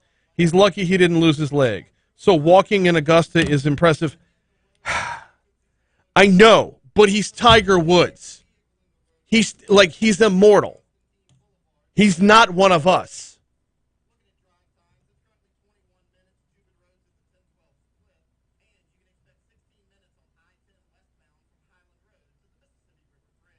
Boy, I missed a lot here.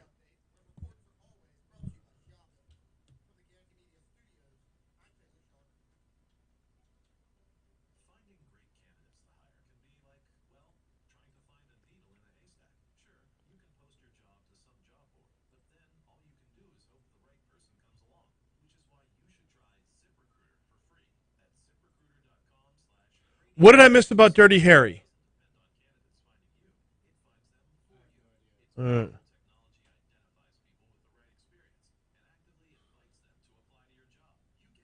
Here, let me give you Scott Rabalais' phone number.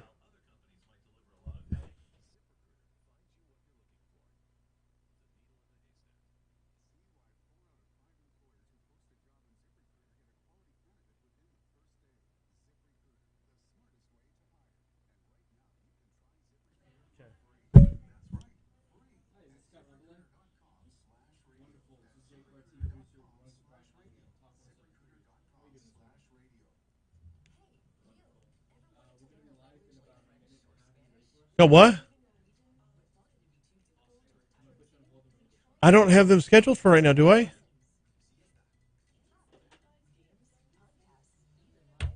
I thought I was recording after the show for Monday morning.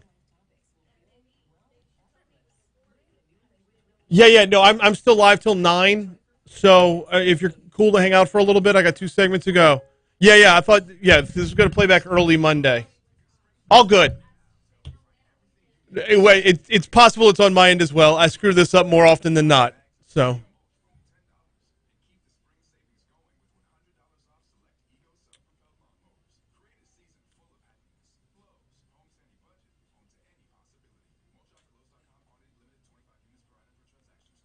By the way, while you were out, Clyde Edwards-Helaire walked in.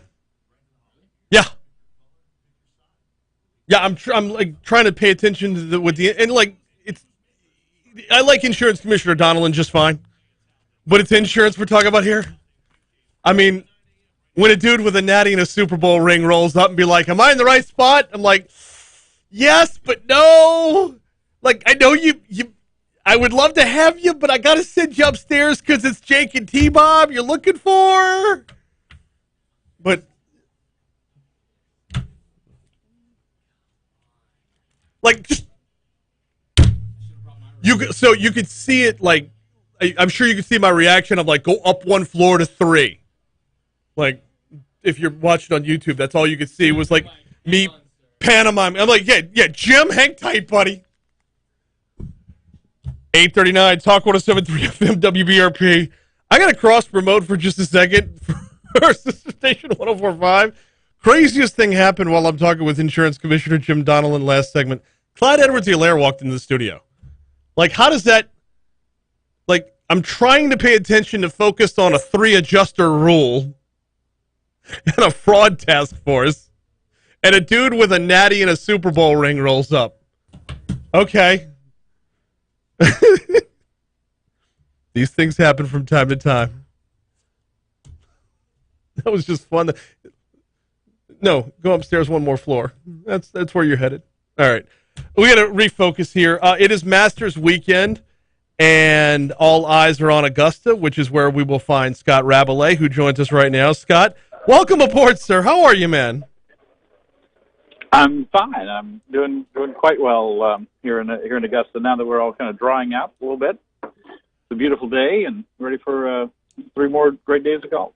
Absolutely. And there is an increased focus on the Masters this year. I feel like it's garnering more attention than in previous years. Is this all Tiger hype, or is this a post-pandemic return to gloriousness for golf? I definitely think it's both. I mean, obviously Tiger playing when this is the very first time he's played this year. He hasn't played anywhere except for like that exhibition tournament he played with his son late last year since his car accident in LA 15 months ago. Mm-hmm. That is nearly cost him his leg and maybe his life. So people are just it was he's not going to play. Is he going to play? It looks like he's going to try to play. He's playing. And so there's been that huge buildup of buzz and anticipation, and it's the first normal Masters since 2019, since he won 3 years ago. Right. In 2020, of course, they played in November with no patrons here at all, except for family and friends and club members. Last year was very reduced capacity, maybe about a third of what they normally have, no more than half of what they normally have because of COVID. And this year, there's full crowds. It just people are are back in huge droves, and there's a lot of that. But of course, Tiger, as Scotty Scheffler, who's only the world number 1, said, Tiger doesn't move the needle in golf; he is the needle, and so that's a big part of it. It's true. Let's talk about the accident for just a second and his recovery, because a lot of the coverage is about the miraculous recovery and everything. Every time I mention it out loud, I feel like I'm downplaying it, but this is Tiger Woods we're talking about. Number 1, he's not mortal. Number 2, he wouldn't have even entered the conversation if he didn't already know what he was capable of. Yeah, I mean, look, the guy has shown unbelievable determination more than once in his career. He won the 2008 U.S. Open playing with a fracture in his leg, mm-hmm. and he won there. He won here 3 years ago, less than 2 years after having a spine fusion surgery. because his back was in such a terrible state. Then he comes back from this, again, 15 months, hardly any competitive golf, nothing certainly at this level of a major championship. He said he spent 3 months in bed, in a hospital bed in his home in Florida, and then it's gradually built up and built up. You have to marvel at the guy's determination and competitiveness. I mean, he's accomplished so much. He's won so much. He's made so much money. He's won so many majors and had so many accolades. He could easily say, "Look, I'm done. My body's been through too much." And if he is here, he said, after the round yesterday, when he shot a 71 and put him 4 strokes off the lead, that he was going back to basically freeze himself to death, with ice to try to get swelling down and that sort of thing. Obviously, he's got like a whole, team of physical therapists and trainers and stuff helping him get ready. And it's just amazing that he's willing to put himself through this, but he still thinks he can win, and he doesn't play if he doesn't think he can win. And he said that on Tuesday before the tournament, and obviously, that's why he's here. But the fact that he can say that and even think that is just, it borders on superhuman. I don't want to make more of the guy than he is. I mean, he is he's a regular person like everybody else. But boy, in terms of the competitiveness, it's something we've seen very rarely in sports, in any sport. No, absolutely, absolutely, and I guess that's why I probably take it for granted his level of where he's at, his level of goatness, if you will. That it makes the abnormal appear normal, and that's what happens when you're a goat. So, hey, is anybody else in Augusta, or is it all Tiger all the time? No, there are a lot of people here. Of course, Sam Burns played for the first time. The LSU All-American. Didn't play very well. Got off to a good start, but kind of struggled home. Shot a 75, so he's going to have to play. He's going to shoot something around par, probably, I would think, to make the cut for the weekend. He tees off in about 16 minutes. And so, that's the story. You have Rory McIlroy, who's, trying once again to win the green jacket to complete the career Grand Slam, which is something only, a handful of golfers have done. The last being Tiger, of course. That's the story. And we have, he was leading the tournament from Korea, the first Korean player ever to lead. Of course, he had the first Asian champion last year, Hideki Matsuyama. So there are certainly a lot of stories out here, Tiger being the most interesting one. But as the tournament goes on, some things will bubble to the surface and catch our attention. But obviously, folks will be watching Sam Burns to see if he can do better. It's tough for rookies here, so not surprising he's struggling a little bit. But he's also a very talented golfer. I wouldn't be surprised if he did bounce back and have a better round today. So when it comes to a rookie at Augusta, this was one of the biggest questions I had about Sam Burns, is when it comes to a rookie at Augusta, as the tournament wears on, do you grow experience by playing the course multiple times over a couple days, or does the pressure and the legend and the aura of Augusta get the best of you mentally?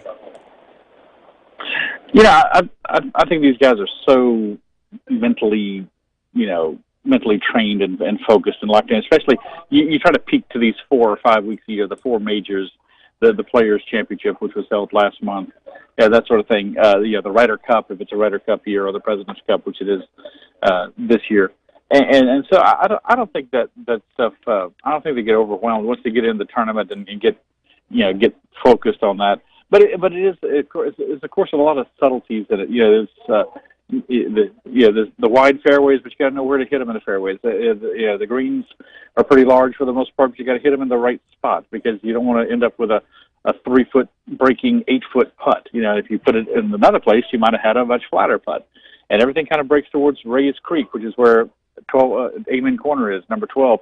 You have to know where you are in relation to all that, and that just takes time. There's only been 2 rookies who ever win the Masters, and for those reasons, it's a course that requires some knowledge. But sure, I think you pick up a little something every day, especially a competitive round. So it would be great for Sam, even if he's not in contention. But if you can make the cut and get all 4 rounds in, that would be great for him going forward, because I truly believe he has the kind of game and mental makeup to be a major champion one day.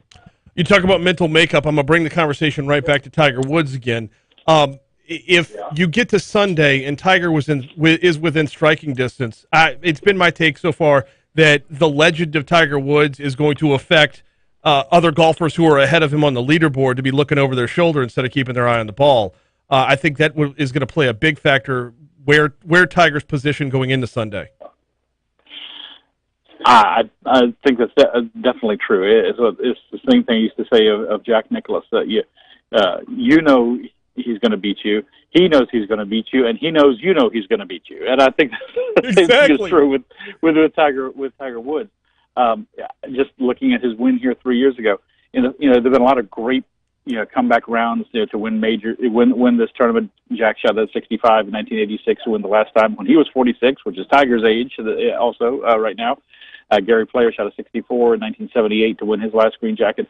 Tiger shot a 69, a very nice round, but he was so surgical, and he was just so thought his way around the course. Meanwhile, everyone around him, all the other contenders, Tony Finau and all these other players are just blowing up and hitting the ball in the water and stuff like that, and he's just putting the ball in the right spots and not causing himself too much stress. It was a very impressive round to watch in terms of just managing the round.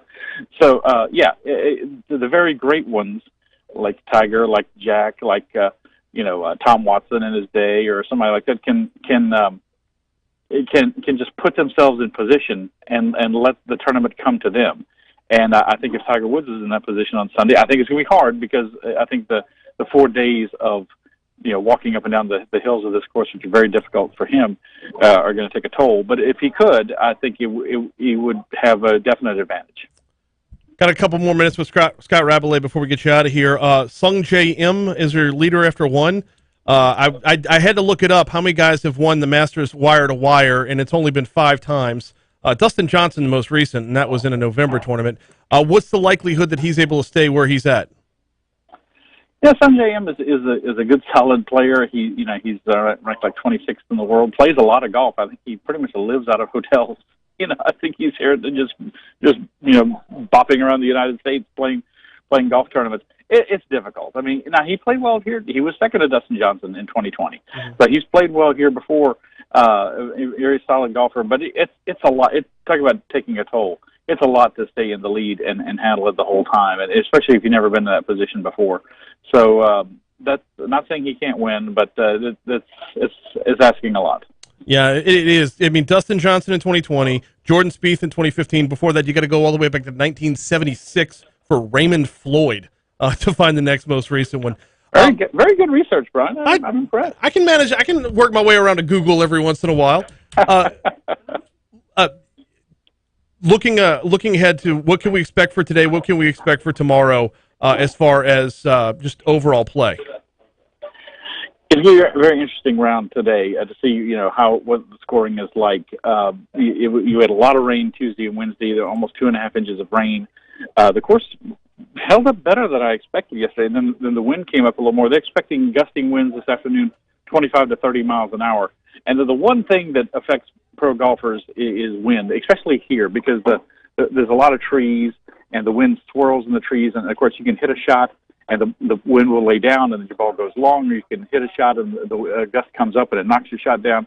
And again, like I said, you have to be very precise here. So I think that's going to be the very interesting thing to watch. I don't expect that scoring is going to be very great because of the windy conditions and making the course drier. So that'll be something interesting to watch and see how the leaders like Cameron Smith, who won the Zurich Classic last year with Mark Leishman, he's up there on the leaderboard. See how he does. Dustin Johnson, Danny Willett, some past champions. Scotty Scheffler, world number 1, who just is playing great. He's tied for 2 strokes back with his caddy is Ted Scott, who's from Lafayette, who's caddy for Bubba Watson, has 2 wins. So those are some of the players and things to watch. But it should be an interesting day. I hope it's hard. I really do. I like to see these guys struggle like I do when I play golf, Brian. I have to admit. No, that's the beauty of the Masters, though, is it's supposed to be hard. You're not supposed to finish like 25 under. 8 under should be like remarkable. I could 8 under would be a good winning score. That would be a nice score to see. Yes. Yeah. I totally agree. He is Scott Rabalais. Enjoy the weekend, man. It's a glorious place on earth, and you're lucky to be in that number. I appreciate you hopping on board. I am that. Thank you very much. I appreciate it. Always a great chance to talk golf. Yes, sir. Yeah. We are late for our next break. Scott Rabalais. Follow him on Twitter at RabalaiSADV. Scott Rabalais from The Advocate. RabalaiSADV. Makes sense, doesn't it? Quick break. Come back. We're going to close out by talking electric vehicles. I knew that was going to run long. Don't care. I'm a content-driven Friday right now. The clock be damned.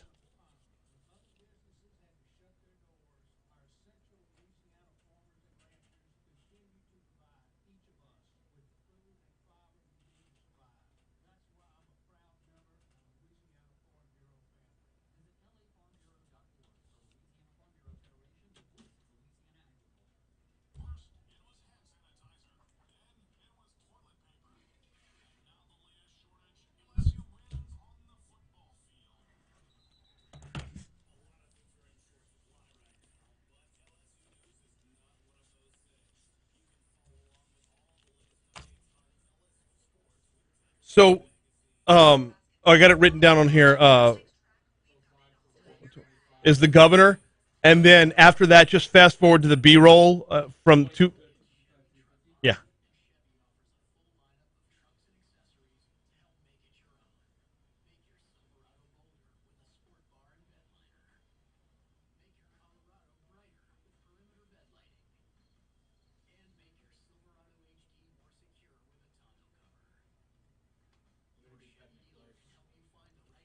It's all good as long as we get the governor's audio. I'm not so much worried about the B-roll. The B-roll can just be up while I'm talking. So, no sound for that. It's just B-roll. It's just footage.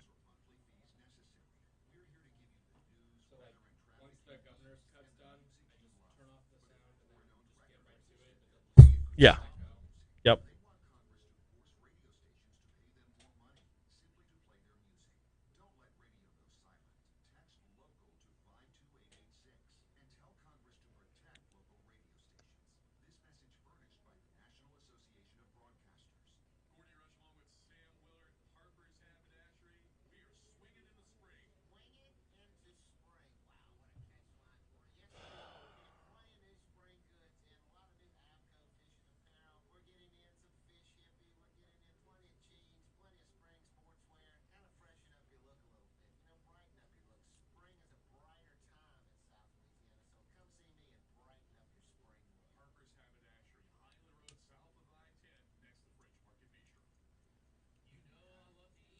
Hmm? Okay. Is any of that minute and a half promo? Okay. Good. It's selling.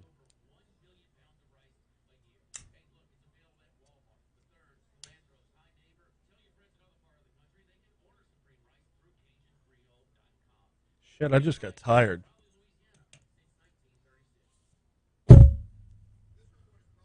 Oh! Oh, snap.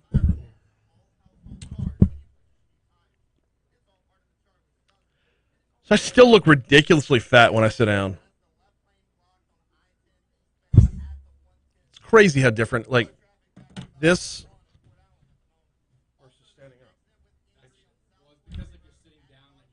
Well, right, but like this chair is not conducive to sitting up. It's like, but there is no posture here. It's just, it's intriguing listening to your Tiger injury BFD attitude. I don't know how to encapsulate it the right way. He's Tiger friggin' Woods. He can be the $10 million man. Or $6 million, whatever, with inflation. But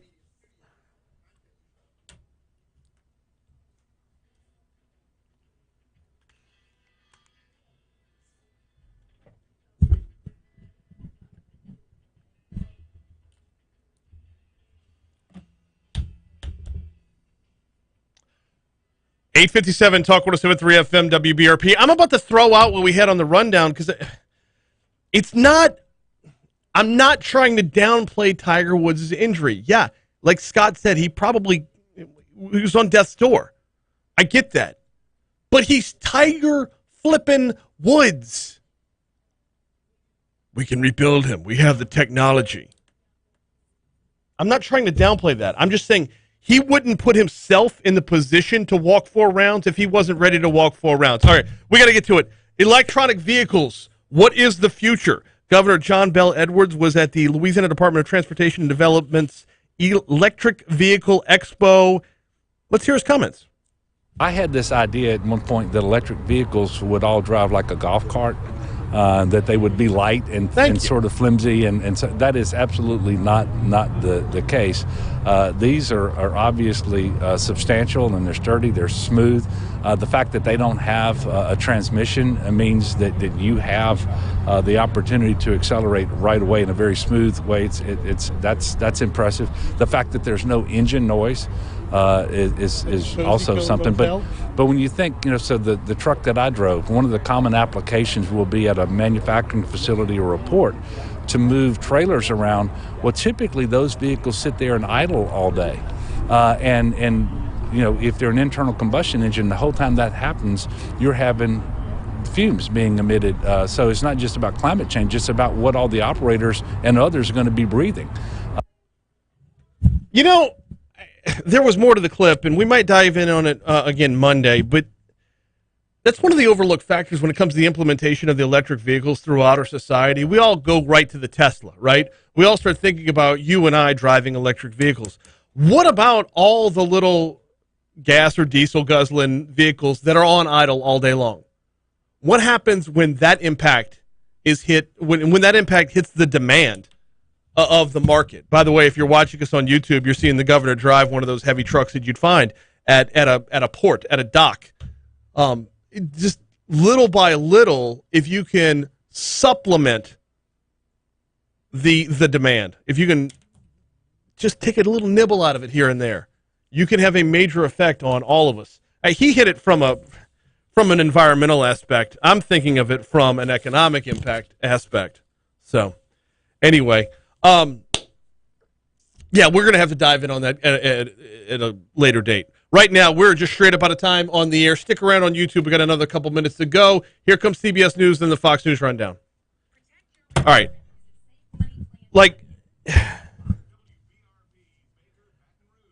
I'm going to try and fail one more time to accurately describe my attitude about Tiger. The fact that he made, we're all looking at this from the miraculous recovery aspect. Okay, that's great. I'm looking at this from, he's Tiger Woods. He's very, very, very calculated. He would not have put himself out there if he had not already, run a 5K, much less walk the hills of Augusta. You can move to the point of, and I'm not trying to downplay his recovery, but you can move to the point of he's already there. I'm not questioning whether or not he's going to hold up on Saturday, because he would not have put himself in this position if there were even a question about it. That's where I'm at. I don't know. It's coming across wrong. I just quit. I give up. Guys, have a great weekend. Next week is Good Friday. I have no idea what I have planned for Good Friday, because who the hell knows who I could talk to on a Good Friday? Everybody's off of work. You can always talk to me. Well, topics? Yes. Okay. Yeah, topics. Jake is in favor of topics. We're out of here. We'll see y'all next week.